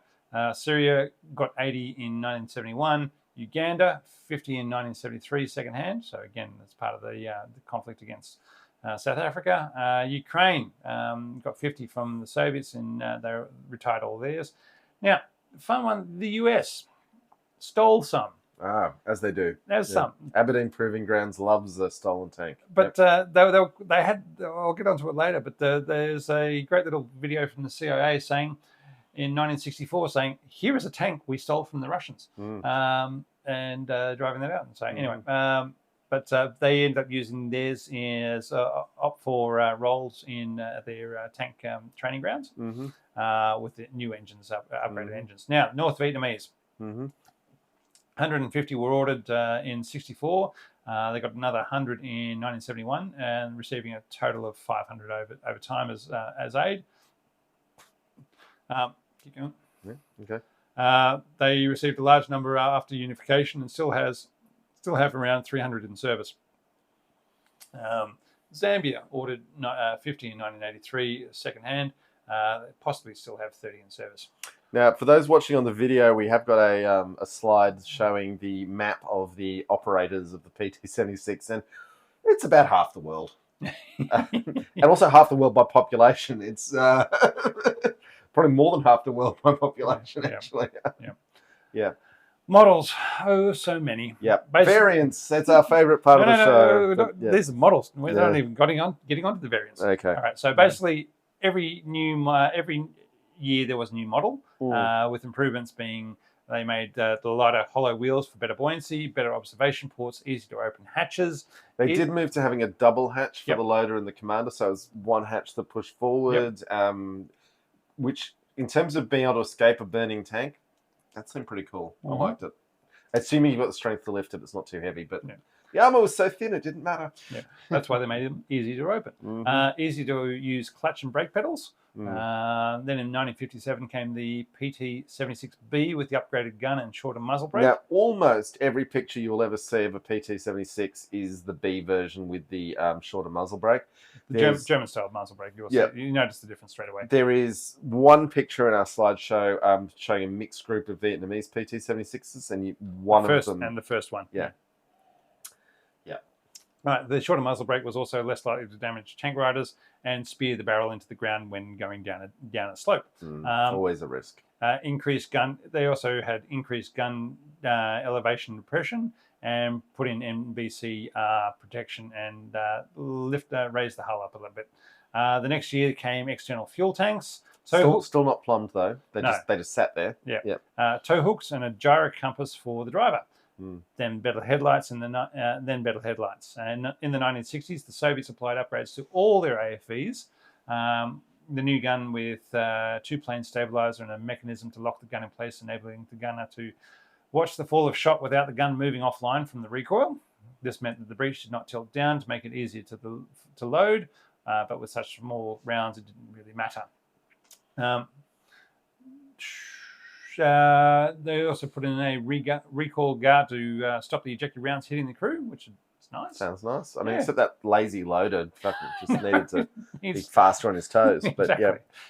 Put in better radios, a smoke screen generator, better periscopes for the driver while swimming, and night vision, driver only. Backrests and footrests for the turret. Isn't that nice? Better air filters and dust removers, later interoperable torsion bars. This was interesting because at the start, the left-hand side torsion bars and the right-hand side torsion bars were different. Yep. And then a genius said, you know what, we could make them so it's all the same torsion bars through this tank. And then the supply depot doesn't need to say, do you need a left-hand or a right-hand torsion bar? And yet, it took 10 years to figure this out. They got there, though. They got there. There's plenty of vehicles that they never get there. So, yes, they could be used on either side of the tank. Travel lock for the gun, a better heater, and lastly, improved tracks and a more recent coaxial machine gun, which they went from the SGMT to the PKT. All right, variants. Here we go. Variants. All right, once you've got a chassis that works well enough and is fairly reliable, maintainable, and cheaper to run and produce than an MBT. And you've trained all the people to do it. And it can go anywhere an MBT can go. Then if you're the Soviets, you start chucking anything and everything on top of it, which they did. So the BTR-50, that's the first Soviet tracked armoured personnel carrier having the same hull as the PT-76, started out open-topped, but quickly out of the roof. I'd be worried about being in the water with an open-top tank, I've got to say, because it doesn't take much in the way of waves going. If the waves are coming over the top of the tank, you've got problems whether it's open topped or not. But I take your point, and also just on the modern battlefield, and not having overhead cover that can at least keep out splinters is All right, so 6,000 of those were built. They were replaced by the BMP-1. Then we had the 2K1 Mars, where they installed a ballistic missile system in place of the turret with a range of 7 to 18 kilometres. That was a nuclear ballistic missile system. No, that's the next one. It's the Luna. I thought the Mars was built to carry nukes, but anyway. They only built the most powerful tank in the world. Nuclear weapons, Rob. Nuclear weapons. It was no Davy Crockett. All right. They built 25 of those by the mid-50s. Then we get into the 2K6 Luna, which was the next iteration of the ballistic missile carrier with a range out to 45 kilometres and the ability to fire nukes. 432 were built from 59 and in service until 1982. And as you say, yes, they could carry nukes on the back of this chassis. I mean, 45 kilometres, it's better than the Davy Crockett where it was very easy to end up inside your own fireball, but it's still... the tactical nukes, they're not that big. I mean, 45 kilometres is getting to strategic. I mean, but it's not a full strategic ballistic missile. But you're taking out your divisional artillery at this point. Yeah, it'd be very... Geez, you can really suppress those artillery parts with that. All right, then there was the GSP tracked self-propelled ferry. I'm not even going to bother saying the name. Is Delave. Anyway, you take two PT-76 hulls, You deploy a pontoon between them, which was carried on top of one of the PT-76 hulls. I think, and don't know if we've got a picture of that, but yeah, I've seen a picture. And then you load other tanks and equipment onto the pontoon and ferry them across any body of water you come across. It was pretty quick to set up, but a lower water speed of only 8 kilometers an hour. So it wasn't 5 hours of setting up. It was maybe 10 minutes of setting up to build this pontoon that you could then drive any other tank straight on top of. I mean, the British Mexafloat system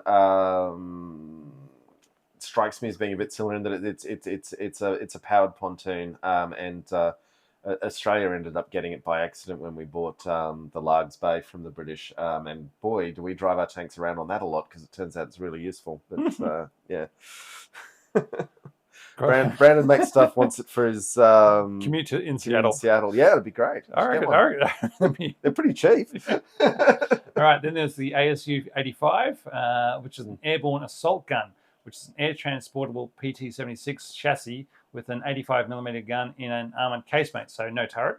I was going to say, if I was doing that, I'd go something more than 10 mils bigger, but I guess they had their reasons. They knew what they were doing.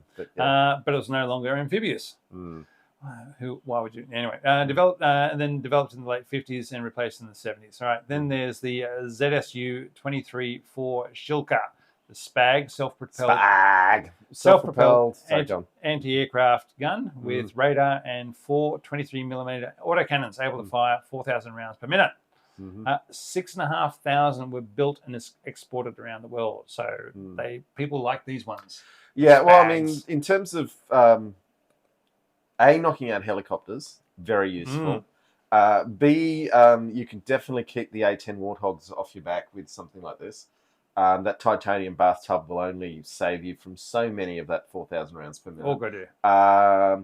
And the other thing is that 4 23mm autocannons in a ground attack mode will also mess people's day up. So. That will turn things into pink mist. But the main thing is 6,500 of them. So you might have 2 A-10 Warthogs running around, but if you've got a bunch of those guys. But yeah, you need, it's incredibly useful to have, unless you have air superiority. The reason the US, aside from the Sergeant York, never built many of these is because they always assumed, with good reason, that the Air Force would provide air superiority. For other forces, having these self-propelled anti-aircraft guns is extremely useful, particularly when it's got organic radar. The German Gepard does the same thing. Having the radar built into the vehicle, you're not worried about divisional communication. It's there, and it will destroy any planes that come near it or helicopters. All right, then we got the 2K-12 Cub, which is an anti-air missile launcher with a range of 24 Ks up to 14 Ks high. So that'll take out any passing passenger jets. I think that jet that got blown up over Ukraine wasn't by one of these vehicles. It was the same missile. There you go. Right. Radar and missile carriers, also based on the PT-76, were part of the group. So you'd have the radar carrier, you'd have the missile launcher, and you have the missile carrier, all as part of the group. So they have to move around at least 3 vehicles. Production started for them in 1967, and they're still in service around the world today. Then you got the... this is a reach as a variant, but yeah, go on. The Schmel class gunboats. In the 1960s, the Soviets built a gunboat that could traverse narrow and shallow waterways, as well as get close to shore and to support infantry forces. And on the front, they whacked a PT-76 turret with a gun. That's what they said. They said, well, what are we going to put on the front of it? We're going to put on a T-34? No, we're going to put on a PT-76. Bang. Yeah. Which at least was designed for maritime. It was already... I'm guessing have some navalization. Anyway, it wouldn't rust in seawater. It's a lot of anti-corrosion measures that you need for anything that's going to go on the water. But all of them worked. So in 1959, they had the Object 907, which they tried to change the hull to be more boat-shaped, but actually made it worse in water. Then 1960, they had the Object 906. They put an 85mm gun and a bigger engine. But the Army said it was too complex and too expensive, and no thanks. Then there was the Object 8M904. They took out the turret and put in an aircraft engine and made it armoured hovercraft. Wow. They liked the concept, and so looked at building bigger armoured hovercraft. Which the Soviet Naval Infantry had an enormous number of enormous very fast hovercraft with big guns on them too. Yep, and very fast. Mind you, the US has some pretty cool hovercrafts too. I'll give them that. Well, the Marines. 1964, the PT-76B with the 9M14 Well, the Utka wire-guided anti-tank missiles didn't pass the test. Then the Object 170 was a self-propelled ATGM vehicle with turret removed and 2 drum missile launchers carrying 500mm ATGMs, which was cancelled in 1959. Shame they couldn't make that work. That would have been a fearsome little vehicle, but yeah. Then 56, they had the Object 280, installed 2 artillery rockets, each with 16 rockets. And more recently was the PT-57 in 2006, where a 57mm autocannon turret is installed. Also better engines for speeds up to 6 km an hour, 60 km an hour. The Russian Marines placed an order for 50, but they were never delivered. Then there was lastly, there's the PT-76 Murom Teplovoz, which is the name of the company doing the upgrades for whoever wants them. Whereby they have a better engine, installing common parts from the MTLB, better controls to improve driver fatigue, and the standard Russian 30mm cannon turret with automatic grenade launcher and machine gun, as seen on top of other vehicles like the Algerian T-62 we talked about the other week. It's in their catalogue, and I've seen videos of one running around a forest, but who knows how many they've actually upgraded. And we're not done yet, folks. Now it's time for the foreign versions. Just quickly, this Phoenix beer from Mauritius has, unfortunately, an enormous fault, what's called diacetyl, which tastes like green apples, very prominent in it. Basically, if you do lagers at low temperatures, and then to brew them well, you raise the temperature for the last few days, what's called diacetyl rest, and the yeast eats up the diacetyl. They have not done that with this one, so it's got a strong green apple flavour. I mean, it's still beer. I'm still happy to drink it. But, there you go. As I said, anyway, we'll never get it. I don't think there's a Mauritanian tank, so I saw it and I thought, well, we're going to Mauritania is a different place to Mauritius. Oh, God. Mauritania is up near Morocco and has slaves. But, yes, that's true. That's true. Yep. Yeah, I know that. I knew that. Okay. All right, foreign versions. The Chinese Type 63, having received a number of PT-76s from the Soviets in the 50s, the Chinese were inspired to build their own. Inspired. They didn't copy it. They were inspired to build their own. It has a crew. It's quite a different vehicle, but it, again, for a tank that is still derided as a bad tank, it's amazing how many countries said, actually, we're going to build one of those. Yeah. It has a crew of 4 and an 85mm gun. Driver on the left. Obviously, they decided they were tired of the periscope getting whacked by the barrel. And can use its tracks as well as the water jets for propulsion. They entered production in 1963, and they built over 1,500, and is still in service. Then we get to the North Korean M1981 with the same design from some design of the Chinese Type 63 hull, and then the PT-76 turret. The North Koreans started building their own version in the 70s with an 85mm gun. We don't know how many they've made, but they're still in service and running around. You never know with the Norks. No. Finland converted a number of their 12 PT-76s received in 1964 into driver training vehicles for their BTR-50s. It's pretty smart. Yep. After the tanks were retired in 1994, the training vehicles were then retired again in 2018. Legacy. Okay. All right. Like a lot of Cold War tanks, let's be glad it was never used for its intended purpose of crossing the Rhine or the Danube into Western Europe. Whilst it wasn't a great recon or scout tank, lack of vision and speed and too big and too long, it was good enough in that it was reliable, maintainable, and enough that it worked. You could get where it was going and had a gun that could make people's lives miserable if they didn't have a tank of their own. It was reliable and quick amphibious transition. As I said before, no 5 hours of preparation to cross a river. Just drive straight on in. Or, dive in. Crappy little canvas screens, which if you're in an opposed assault, those screens are going. Small arms are going to shred them, and then you will be swimming. Yeah. Which meant its situational mobility could achieve outcomes that other tanks could not. All right. But the important parts, PT-76 does not make it into Girls on Panzer, but does appear in plenty of video games. War Thunder keeps its amphibious ability, but in World of Conflict, it removes its water crossing ability for game balance. Which, it's like, why even have it if you're going to do that? Because it is incredibly compromised as a tank. It's a strategy game I know, but a shooter. As a tank, it's incredibly compromised to have that amphibious capability.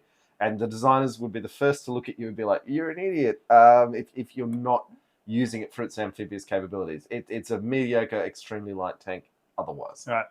The PT-76 plays a significant role in the 2023 Hindi language movie Pippa, titled as It Floats on the Water Like an Empty Pippa or Tin of Ghee, about the battle. Ghee being clarified butter, but about the Battle of Gabripur, based on the book. The Burning Chaffies, written by Brigadier Balaram Singh Mehta, and yes, there is a Bollywood mass song and dance routine in the movie, but only one. I just like the Indians writing a book called The Burning Chaffies. But there's only one mass song and dance routine, right? So, and as I said before, there is also a short CIA film from the 60s showing off the PT-76 they stole and talking about espionage and how they like to overthrow governments that they don't agree with. So fair enough. Yeah, I mean that was their what they'd like to do at the times, overthrow governments. Yep. Now the poll, Rob, we've had 20 votes. We've had 20 votes, which is a lot, and it's not done yet. So we'll give you the poll votes now, and feel free to jump in and let your voice be heard. This is only if you're in the live stream. The poll is a live stream only function. The thousands, literally thousands of people who will consume this podcast in other ways will just have to defer to the judgment of the live stream audience. But at the moment, 76%. We've had another vote. We've had another vote. There we go. Yeah. 76% saying an awesome tank, 24% saying a crappy POS. I get where you're coming from, crappy POS people, but I just think that if used correctly, which is always a big asterisk, it did things that no other vehicle, even in the world today, can do. Admittedly, the BMP has kind of replaced it in that role, and the BMP's got a very scary amphibious capability and quite big guns, and also lots of soldiers. It's a cool vehicle. But anyway, that's us done for the first half. We've got a lot to talk about in the second half. We've got the future for Ukraine. We've got recent events in breaking up with America. Gaza. We've got what's happening in America. We're going to give some thoughts on that for our Confederate friends. Anyway, but before that, we got to talk to John Dolan, the war nerd himself, and now we're going to share that with you folks. So I hope you enjoy it. It's 30 minutes, and then we will be back with more current events. So stick with us. It's going to be one of our better shows, I feel. All right.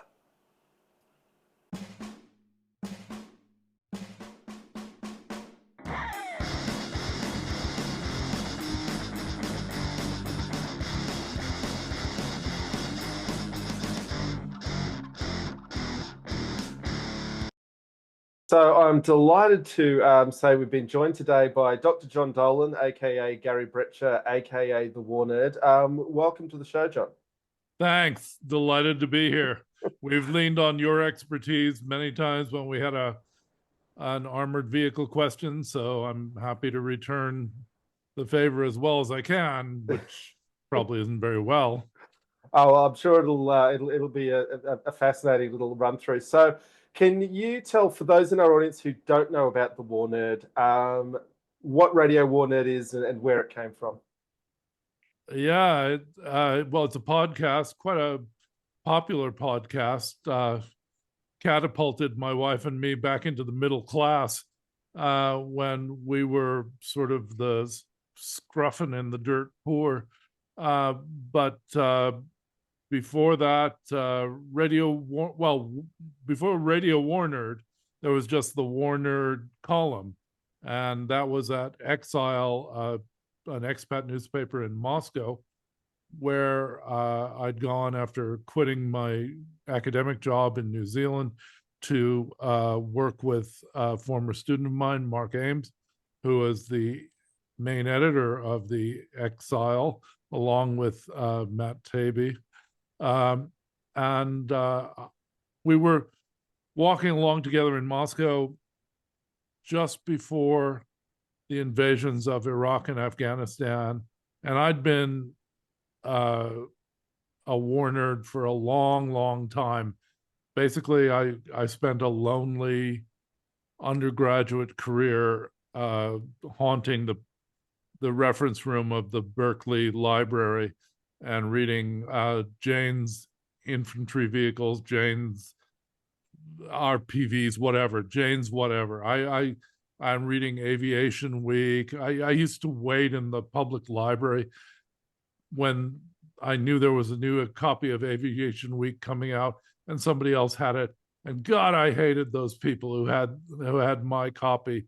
But anyway, out of that misspent youth, I knew a lot about weapons, and I eventually decided that knowledge didn't matter as much as most people thought it did, because I started researching guerrilla war and how people with inferior weaponry often managed to defeat First World armies. So when the United States started getting very rah-rah about the Afghanistan and Iraq invasions, I had a sense that they were not going to go nearly as well as people thought. And this was not so much a virtuous sense as a pedantic one. It was very snotty. And I felt that we should somehow turn that into newspaper coverage in the pages of the Exile. And Mark and I together came up with the idea of this character, whom we named Gary Brecher, because I just picked a couple names that I'd known in junior high, and said he was a data entry clerk in Fresno, one of the most miserable towns in inland California. And he was an instant hit. You know, he started his first column saying, "Yeah, I know what I am. I'm a backseat sergeant." And he spoke this sort of dirt-clod language that I vaguely remembered from suburban California, which was a very oaky place when I was growing up. And it was kind of a delight to me to write that language again and to write directly. And he was a real hit, to the point that famously, and I'm oddly proud of this, when people speculated that I might be the real identity behind Gary Brecher, somebody said, "Gary Brecher has more talent in his little finger than John Dolan does in his whole body." And I thought, yeah, and you know, I was like a voice that was a pleasure to write in. I'd been writing book reviews, and it was like changing from fencing lessons to just like having fights with prison fights with pillowcases full of doorknobs.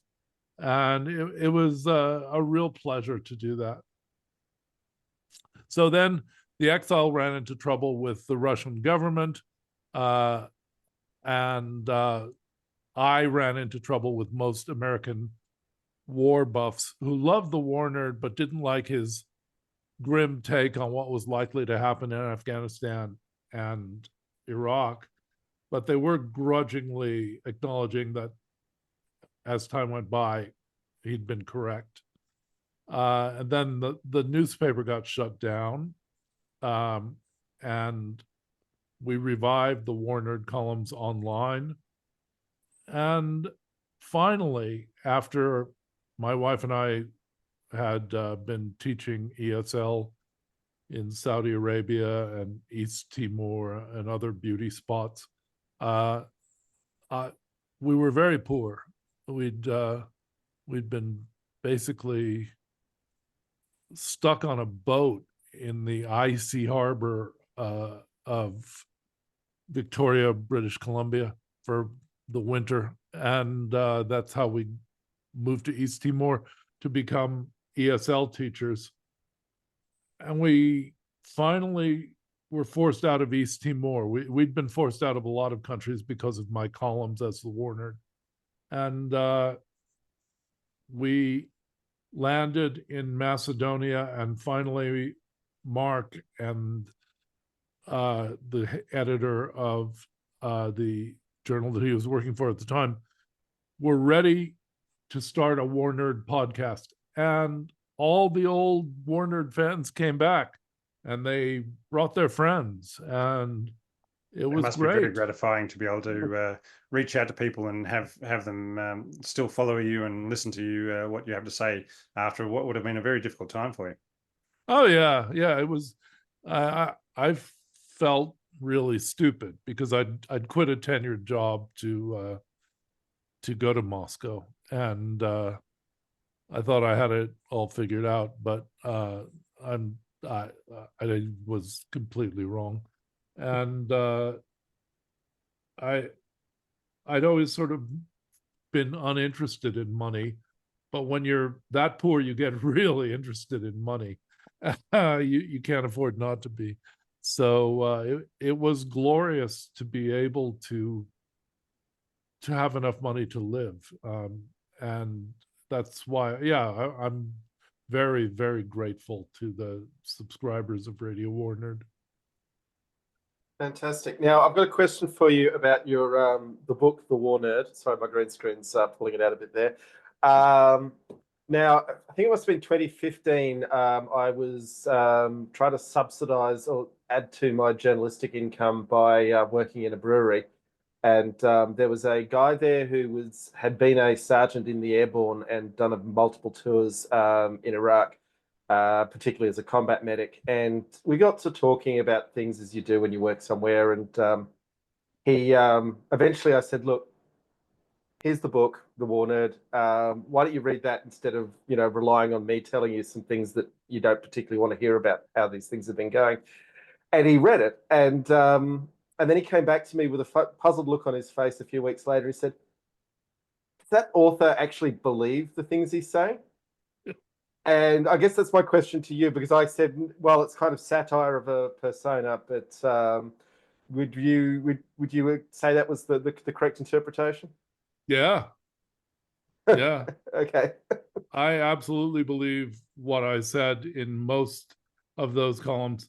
There were a few that were designed to hide my identity and contradicted some of my core beliefs, but they were mainly written very early. And as I went on, I started feeling that it was too useful a platform to indulge in that sort of subterfuge. And increasingly, I just said what I actually thought.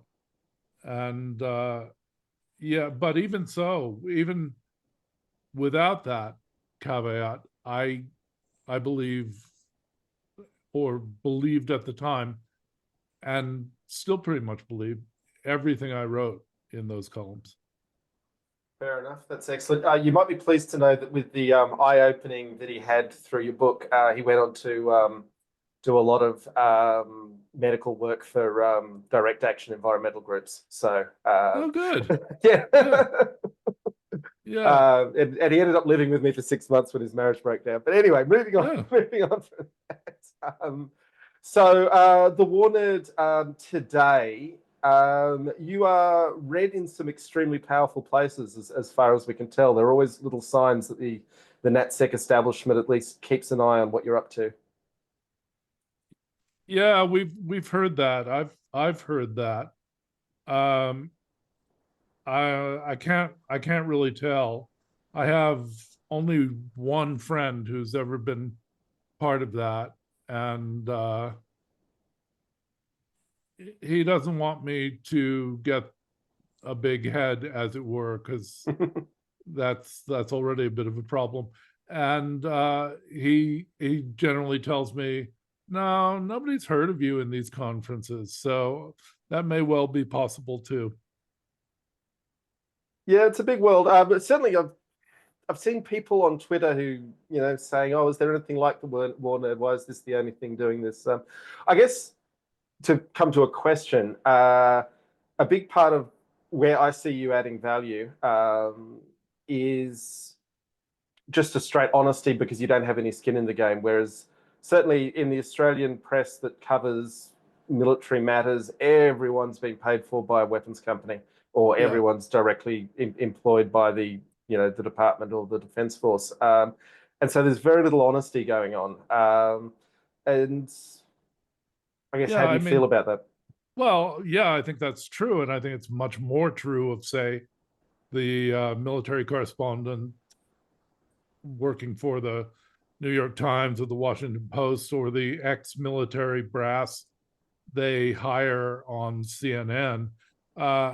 Those guys were telling people that the Iraq War and the Afghan War would turn out fine up till we turned tail and got out of there. And then they blamed the people who finally had to execute the retreat for not doing it the right way. And supposedly there was some right way that would involve no loss of American status. That was a lie. And at the cheapest price. That's one of the big things is any sort of military operation can be done really well if you're willing to throw the money at it. But of course, at that stage in the game, you got the sunk cost fallacy saying, well, we're going to get out for the cheapest price because we don't want to sink any more costs into it. So I mean,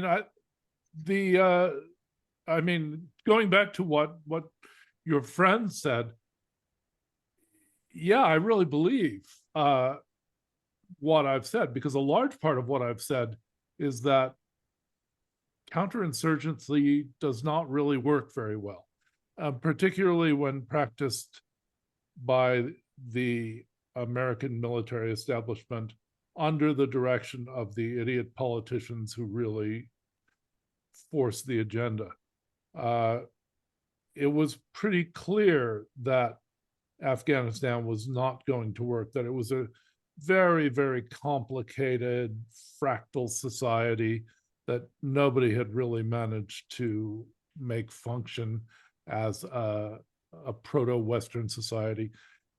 Iraq, on the other hand, might have worked if everything had gone right and if the United States had been a different kind of occupying power. But the United States bungled 1865.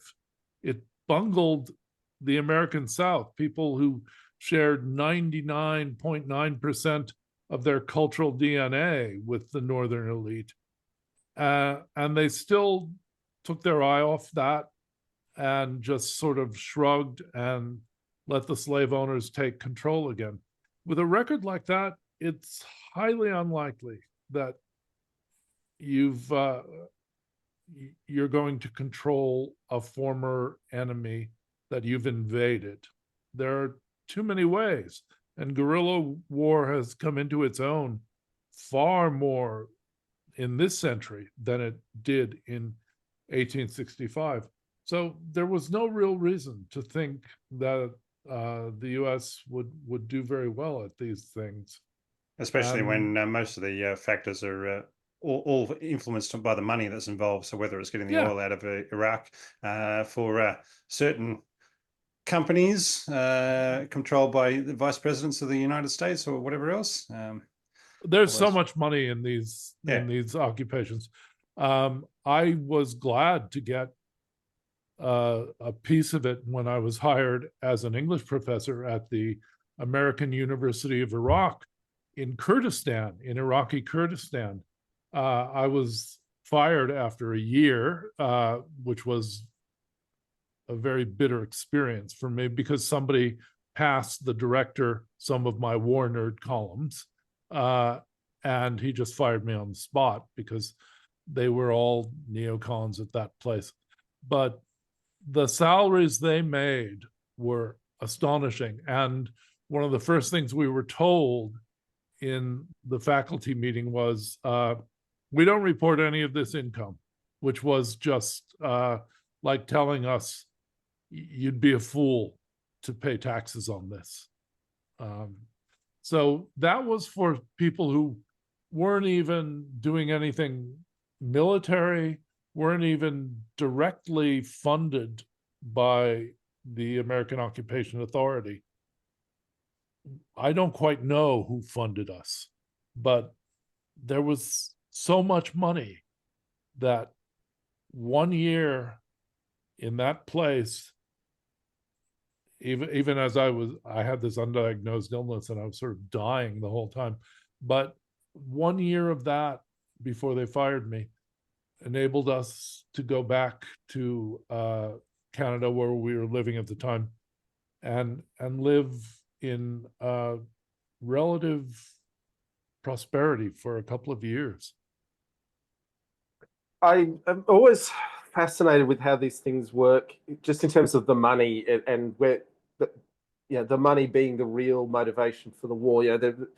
They're always stated reasons sold to the public, particularly, and then that feeds into, we're doing really well, and this is all going to end well. But it's the racket itself, and there's never any accountability, never any explanation to the public about how much was spent and where it went, is there? No. Well, I found that out in another context, which I'll have to describe in a discreet way here. A friend of mine became a contractor for a very unglamorous part of the occupation. And even he couldn't believe how much money he was making and how easily he was making it. And he said, they told me, just fly over here and we'll just put the money in an attaché case and we'll just give you the case. And he added, I'm not flying to Iraq. And I was very poor at the time. And I said, I'll fly to Iraq. I'll fly to Iraq. But he wouldn't let me. He was afraid I'd get, unpleasant things would happen. And he'd probably be sued. But the money that he was describing there for a really unglamorous, unclassified item that he was selling, it was insane. Excuse me. So I was asking you before the interview. So, how many countries do you think do have arrest on sites out for you at the moment, between Russia and Saudi Arabia, possibly Iraq? What any other places do you feel that you wouldn't want to visit again? Well, I was fired on my first day on the job in Kuwait. I was hired as an English ESL teacher for the academy training the Kuwaiti armed forces. My wife and I were both hired there. We flew over, and on the first day, some wretched little guy from Mauritius who was running the program screeched at me like an angry dwarf in Tolkien that I was some sort of traitor to what was not clear. And then he seemed to calm down and he smiled. I should have been warned, but he smiled and he said, today's your first day. You have to do a little demonstration of teaching. So I'll just lead you to your first classroom. He grins at me, opens the door, pushes me in. The room is full of Kuwaiti Army, Air Force, and Navy officers in full uniform. And I just sort of, it was a whiteout for me. It's like, uh-oh. I'm probably going to be okay after this. But basically they said, the guy was very reasonable, actually, the head officer. He just said in very good English that there's freedom of expression within limits in Kuwait, but we can't have you teaching here. So why don't you, he said something like, why don't you see the sights? why don't you go be a tourist for a while? And when I figured out that meant I could leave the room, I was absolutely happy. Yeah, tourist, that's me. I'll be a tourist. You won't have to worry about me. So for the next year, we lived in Kuwait, and my wife taught Kuwaiti officers, which, as she passed on to me, was a fascinating experience. Like, they all had side businesses. That was the real occupation for them. Being a Kuwaiti Army officer was a matter of prestige. It was like being an officer. I actually did some training with Kuwaiti Army officers way back when in my own days, and yes, it was interesting.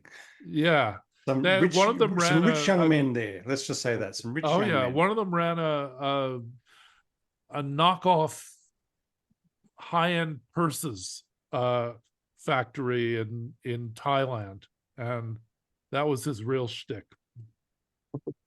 Now, John, being a tank podcast, we have to ask you, what's your favorite tank? Yeah, I think I mentioned to you that I've always been in love with a Swedish tank that I saw in I think Armed Forces Journal in the mid 1980s, because it completely surprised me. I think it was I can't remember the Swedish thing. Is it the S tank? Yeah, Sprutzwagen 103. Yeah. And it did not have a turret. It had a fixed gun that could be aimed because it had some sort of hypersensitive chassis, and you could elevate and tilt the chassis so as to aim the main gun, which enabled the tank to be lower. It actually looked like a tank that somebody had sawed the turret off. Yeah. And supposedly it was a pretty good tank too. Yeah, it was the first jet turbine tank, so it beat the Abrams and the T-80 in that regard, and also complete duplication of controls done through bicycle chains, so that wow, you could drive forward and reverse. And the main thing was that until gun stabilization came along for your turrets, then it was quite good in its ability to lay on target and turn in place and be a very defensive tank. Yeah, they only made, I think, like 290 of them, and I was never quite clear on what the Swedish armed forces were going to do if the Russian army rolled through there. But you know, the Russian army probably was never the faultless juggernaut that NATO made it out to be. It certainly didn't cover itself with glory in the invasion of Ukraine. So maybe they would have been able to do something. Well, it comes down to your deterrence arguments, which can always be very dangerous, because the greater deterrent you build up, the more your opponent needs to knock it down. But yeah, I mean, for small countries like Sweden and Australia, it's always about, how painful can we make this if they want to do something to us. So if you can hold out for that first 5 to 6 weeks and before capitulating, then reinforcements from elsewhere might come along and join the conversation. Or you could invade New Zealand. I remember whenever I got really annoyed with New Zealand, because I taught in a New Zealand university for 10 years, I would put on this ad that had been made up by some ad agency in Australia, which I really loved. And it was like, let's invade New Zealand in a heavy Australian accent. And the soundtrack for the Australian Armed Forces was AC/DC, and the soundtrack for the New Zealand patsies and future victims was, I don't know, Crowded House, or some feeble lyric of the Dunedin Sound, and I was in Dunedin, so that being the soundtrack of well, it's the only way we're going to get the Bledisloe Cup back after yeah. 20-something years. Now, are you a Highlanders fan, or you just go for the NPC Target team? I'm an Oakland Raiders fan. I have been since haven't been converted. 7. Yeah, yeah. Spent so many years in the South Island in the South. No, I mean, I like rugby, but by the time I got to the South Island, I had a wrecked knee that was barely capable of walking, and I didn't want to go anywhere near a rugby game. I mean, I saw my brothers-in-law playing rugby, and it really did seem like American football with no pads, and scared the hell out of me. Nice one. Rob, you got any other questions? No, I think I really appreciate being able to spend some time with you. Now, if you've got anything you want to plug, yeah, how can people find the War Nerd? Well, the War Nerd is on Patreon. I thought it was Patreon, but because it's Patreon, you can find it there as Radio War Nerd, and you can sign up there.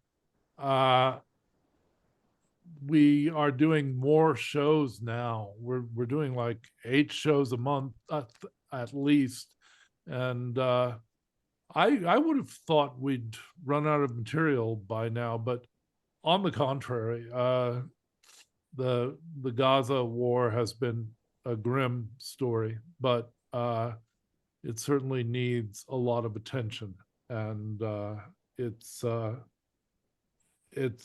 always something. I mean, everything seems to conspire to give us material. Yeah, I'd say also your coverage of the conflict in the Horn of Africa has been very important because there's really not a lot of English language discussion of it. No, no one wants to know. That's strange. And because to me, and you guys would know about this, people think this is one of those African bush wars, and there are parts of it and phases of it which resemble that. But this is also the biggest conventional mechanized war that's happened on the planet in recent decades.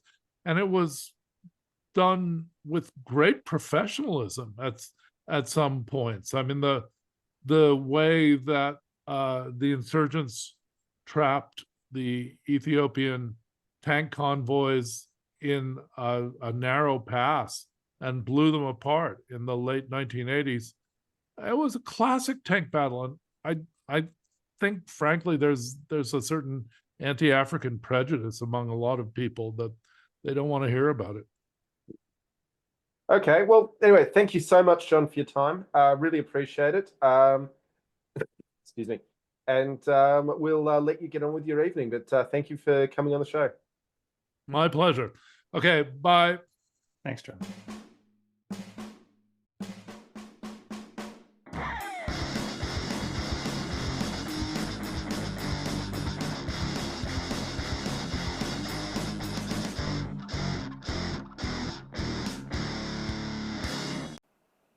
Hello, folks. Okay, thank you so much to John Dolan for coming on the show. I hope people enjoyed that. I certainly found it quite interesting. While we've been gone, Brandon Makes Stuff noted that he enjoyed John Dolan's choice on favourite tank. I agree, that was an excellent tank to be a favourite tank. Oblong Lemon says, bring it on, lads. Good on you, Oblong. All right, now quickly we have to thank the patrons because they give us money, and it's really important. We appreciate it. We're going to talk a bit more about Patreon in a second, but right now at our Artificer tier, we have Brian Jenkins, Chris Pezze, Cornelius Weber, Ian McGuinness, Jonathan Markle, Johnny Oot, Maxi Mixed, and Pear.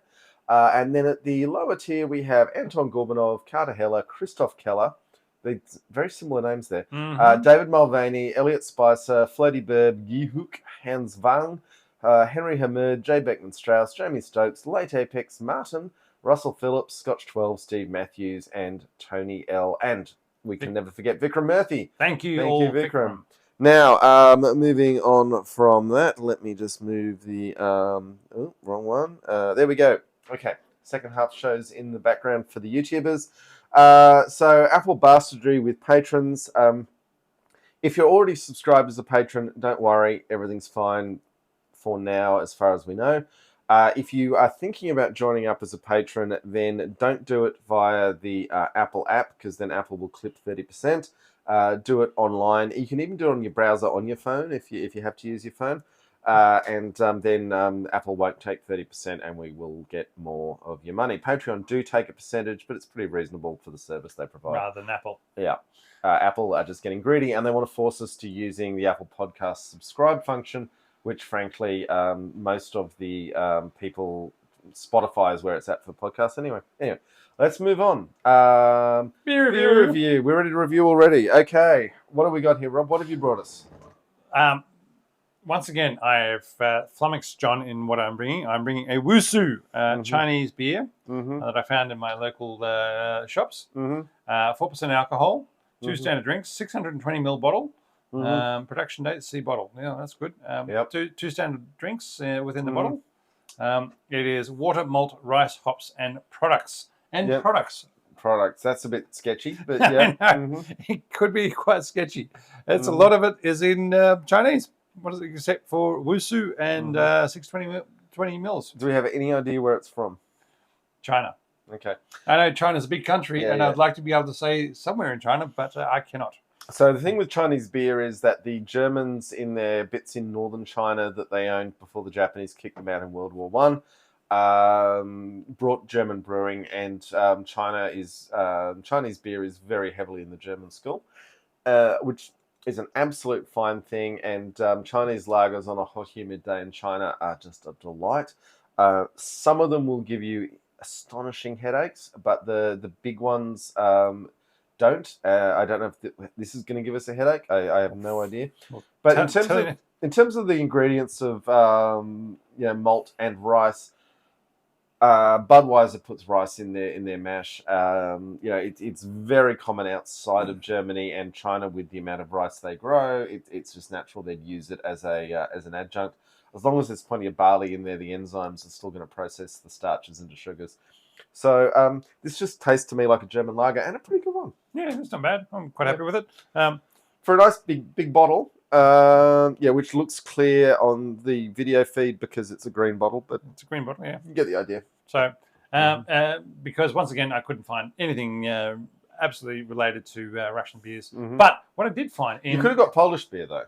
I said no. Plenty of Polish beer in this town. But anyway, yes, I was drinking plenty of that the other week when you were off at your wedding, and not your wedding, but somebody else's wedding. That I was off at another function, drinking a lot of Polish beer. In fact, I managed to get through most of the fridge and make a lot of other. Yeah, Tasman's done. You could have bought Indian beer like Kingfisher. Tasman's always helpful with these suggestions. Thank you. I did see Kingfishers, but I said, you know what? Yeah, look, the Mauritius, the Mauritanian beer. Sorry, Mauritius beer. The Phoenix was. I thought that was my. The diacetyl bomb, but yeah. Anyway, what I did find recently in the international section of the beer fridge at the local Bottle-O was Mexican, Japanese, and Italian style beers made by Australian beer companies in Australia, just in the style of and bottle of countries of foreign countries. And I was saying, look, we can see Asahi and Peroni and Corona are selling beers, so we're going to sell Australian beers, but in the style of Japan, Mexico. Which is also funny because Asahi and Corona and Peroni are all brewed in Campbelltown under license anyway. So Australians have only ever drunk the locally produced one, but we can also brew in the style of if you're trying to grow your brand. I don't know how well they're going to take off. But it's just the fact that they're putting it into the international section of the beer fridge. I think that was an error. There's not an error. It's not an error at all. It's just they're lying to us, is what I'm saying. Well, when I say an error, I wasn't. Yeah. Anywho, let's move on. Okay.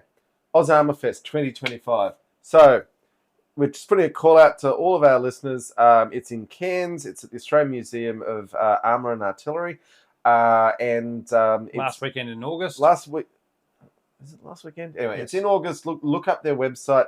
We're going to be there. We'd love to catch up with you, have a beer with you. Yeah, go to the pub, have some beers at the event, and then have some beers at the pub afterwards, and just ride around in tanks. You get to ride around in tanks. Yep.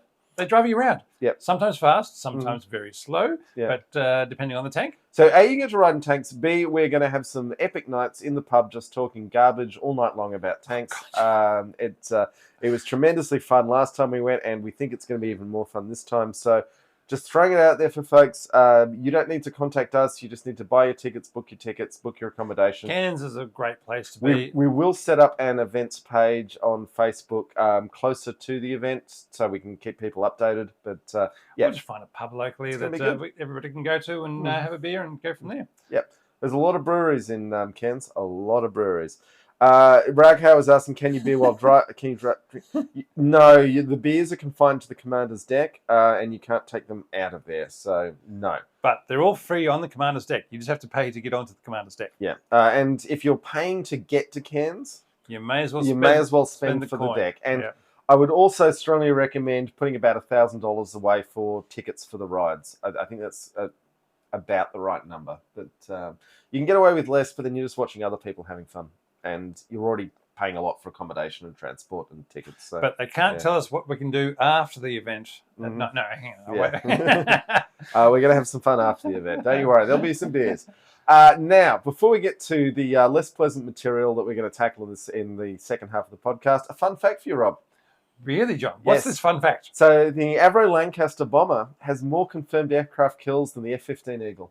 Well, I'd actually like that to Rule be Britannia. I'd like that to be a good thing, because it means that the plane that was actually in a war Mhm. has a lot more aircraft kills than the plane that was designed to fight a Cold War and never actually got really deployed. The F-15 has got a significant number Oh, of it kills, does, but but- the Lancaster shot down a surprising number of German planes, considering how generally useless.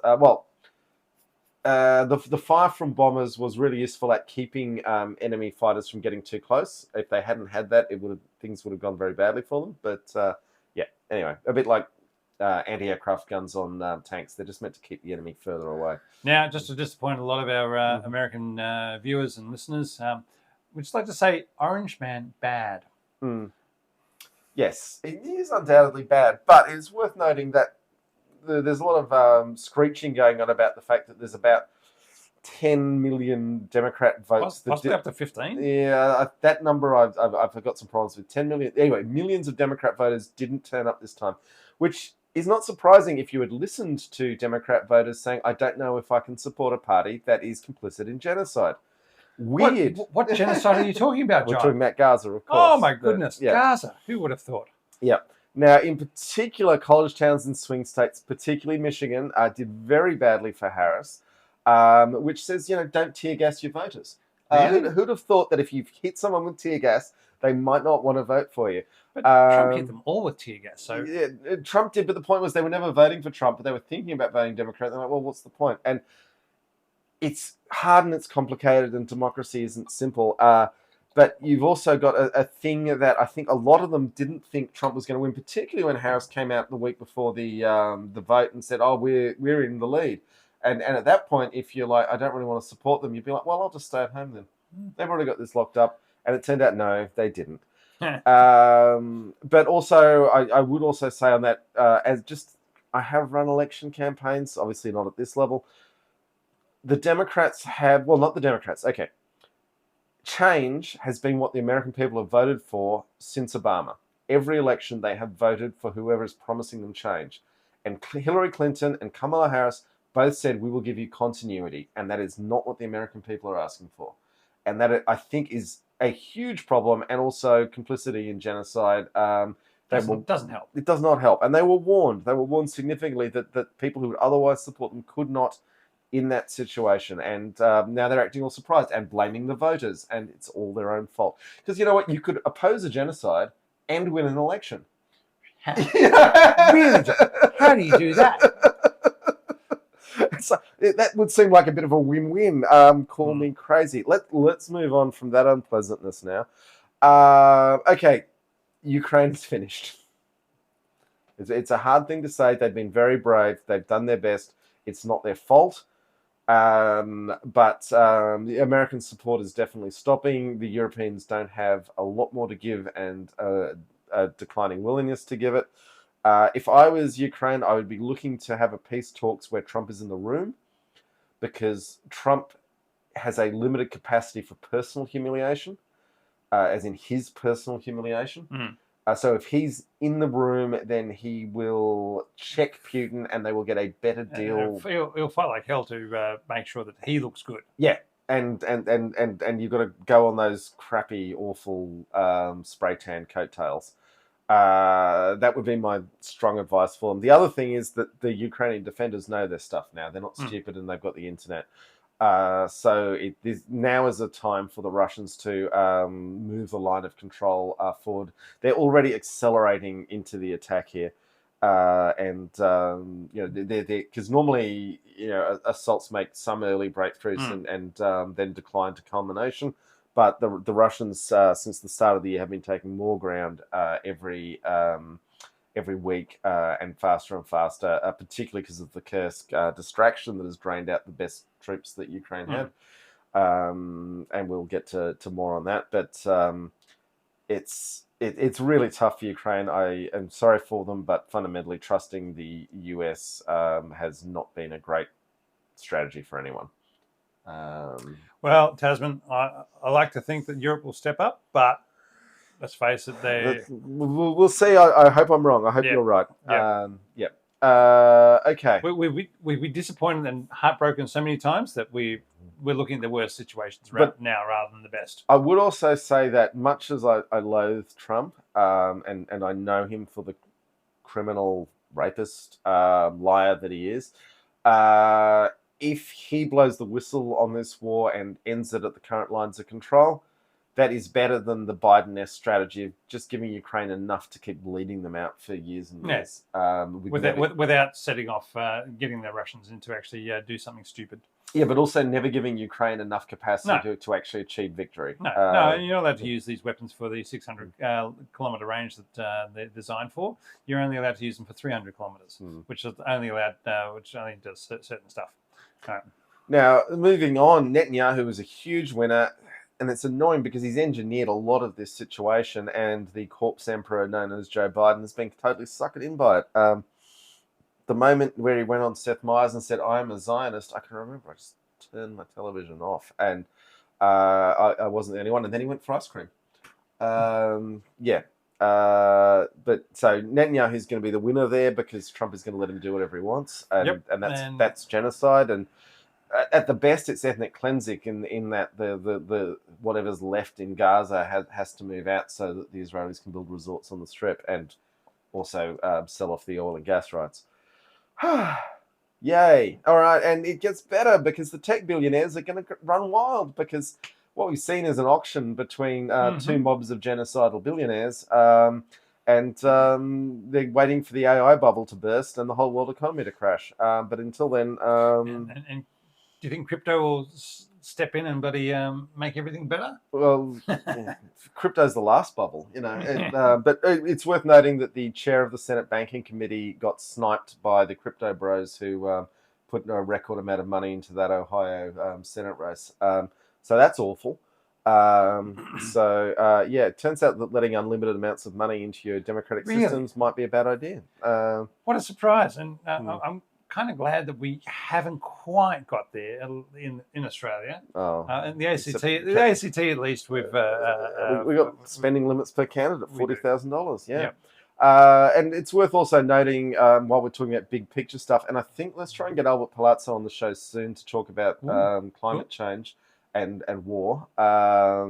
Anyway, every gain of renewable energy in the world, and I think it's something like 200 gigawatts are being added every month in renewable energy, is being consumed by cryptocurrency and large language model artificial intelligence. They're just boiling lakes to make bad art and nothing. It's pretty depressing. No. Now, I just want to quickly offer the advice that Democrats need to stop offering the public more of the same because no one wants it. And the American public's been voting for the promise of change since Obama, which I mentioned earlier. No. My contribution is they'd rather have a sex-offending criminal fascist than a brown woman. And at least Australia will probably be able to save $360 billion when Trump cancels the AUKUS sub-agreement. Personally, I've kind of broken up with America and I'm cutting them out of my socials, and I'll soon be selling vials of my liberal progressive tears on eBay in order to fund my new prepper lifestyle. So good luck, America. Thoughts and prayers are with you. That's pretty much. Okay. Thoughts and prayers, because just like a primary school shooting victim, that's what you're getting. Trump is going to be awful, and more to the point, the people around him are even more awful than he is, which is really saying something. But at least he is squeamish about wars. If the last presidency, I was about to say the one thing the policy he does have that I'd like to think he actually tries and keeps to do is it says he's going to stop the wars and he's not going to start any more. If he can do that, even if it's bad, well, it's bad for America, but it might be good for the rest of the world. Yeah. I think that's one thing that's the one policy that he's got that I'm saying, well, that's not a bad thing. Also, I mean, the neocons came in hard for Harris through particularly the Cheney family, which was what strategist in the Democrats thought that the Cheney family was going to win the election for them? Well, they're trying to bring over those votes, but it didn't work. Turns out they should have gone for the votes who are otherwise already voting Democrat before they started consulting. Anyway, let's move on. Aussie Abrams to Ukraine. Yeah, the biggest contribution of modern MBTs to Ukraine in the war so far. Really? Well, yeah, it was only 30. The Leopard 2s, I was about to say maybe. Leopard 2s. There's probably a lot more Leopard 1s out there. I wouldn't call them modern, the Leopard 1s, but True. and no single country gave a lot of those. Anyway, there's 49, I think, Australian Abrams supposedly going to Ukraine. Well, I'm not sure if they'll get there before the war ends at this point, but I mean, we've got 59 in Australia, so just be aware, boys and girls. Australia does not have a lot of Leopard Abrams tanks. So the A1 SEP 3, whatever we've got, the new ones coming. The new ones coming in. We're getting 59 of those. Of the old ones, I think we had about 80, 79. Those are going to Ukraine. So it's a significant number of Abrams if they get there before the war ends, which is now highly in doubt. There is also the issue that, as I understood it, we were supposed to be sending those tanks back to the US in exchange for the new batch. So they're really technically American tanks that have had the good stuff ripped out to sell to provincial hicks like us. But whereas now they can go to Ukraine. Whereas the new versions are the same as what the American army is using. Still don't have the depleted uranium, I don't think. No, we're not allowed to have depleted uranium armor or rounds, but all the other electronic gear is the same, which is better than most other countries. Yep. Now, there was a story in the War Zone, which twz.com strongly recommended as a source for. It's a bit whiz bang, and it's very American centric, but it has a lot of good information. They were talking about there's a plan for having incoming artillery rounds from US 155 millimeter artillery systems networking with each other and coordinating their descent as they come down from altitude. So the idea is that they can be like, oh, there's one tank over there. One of them says, I'll take that one. And the next one says, I'll take that vehicle over there. Because they've already got the situation whereby they can fire like 3 rounds off and have all those 3 rounds time on target. Yeah, hitting at the same time. So obviously they're just saying, well, rather than all hitting the same target, why don't we make sure that one of the rounds is hitting this target, one's hitting that, and one's hitting that one all at the same time. So whatever defenses they've got don't have time to basically get inside their OODA loop and be over. Sure, but the thing with these is they're meant to have some AI and figure out what their targets are as they're descending. Now the problem with this is that a 155 mil shell is reasonably large, but in a electronic warfare scenario, they're what we would call small sensors and emitters, which makes them very vulnerable to jamming. And if you're relying on in your system on these things communicating with each other to coordinate their attack, you're in some trouble in a contested which is what we were talking about before a couple of episodes ago about getting a non-GPS guided artillery round coming in. Is what people want to try and get to. Yeah, I mean, inertial guidance chips are tiny these days. And an inertial guidance will, for artillery purpose, what's this saying? Close enough for horseshoes and hand grenades. I think simpler systems might be the go. Yes. US APS to have blackjack and hookers. Tell me more about this, John. I want to know because. So the US is saying, the trophy system that the Israelis have got, it's fine. But the US system that they're developing to have their own one and not have to buy the Israeli trophy system, it's going to be better. It's going to be better.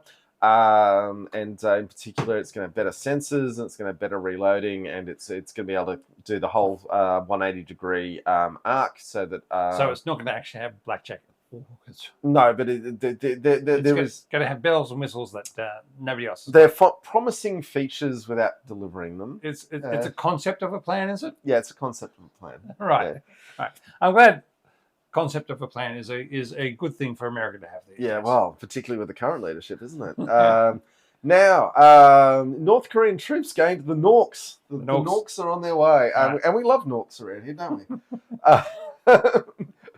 On TikTok, we've got 10% female viewers as opposed to our 0.5% everywhere else. So on your TikTokers. Yeah. All All right, they're being deployed in Ukraine in support of Russia.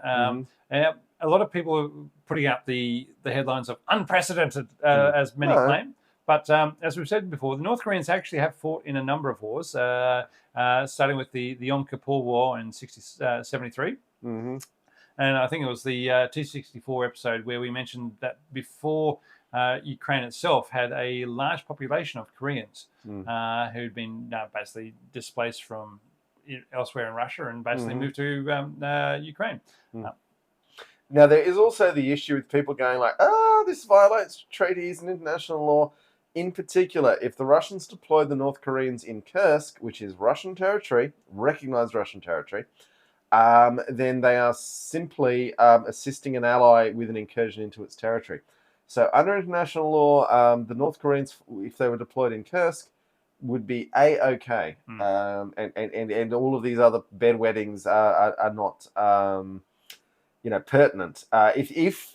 And I just don't think they need to, because they need more troops in Kursk, so put them there. They just need somebody in Kursk, Yeah, and then that frees up Russians for the increasingly accelerating assault in Donbass. But now, one thing that I have heard that might be American propaganda, apparently the North Koreans being deployed into Russia, some kind Russians have shown them the internet and where to find the naked ladies. And the North Koreans are very excited to see videos of naked ladies, and men, and interactions between the two. I'll leave that to... right. The other fun one, and this was a month ago when I remember writing it in, was Russia was then trying to spread lies that Ukraine is developing nukes to use against them. So that was before... Trump got elected, and so obviously they're not worried about that these days. They're just trying to basically spruik up anything to be able to say, look, Ukrainians, they're doing bad things. I mean, it's worth remembering Ukraine did have a significant nuclear industry. And gave them up. And gave them up, but also gave the North Koreans their rocket technology and their nuclear technology. So Ukraine will be a little betrayed by North Korea at the moment, because they've given the North Koreans a lot. But it was the Obama administration that failed to honour the security guarantees that were given to Ukraine in exchange for giving up its nuclear weapons. Well, in 2014 they betrayed them. The nuclear weapons agreement was back in the 90s. 92. Okay, now, go on, Rob. Right.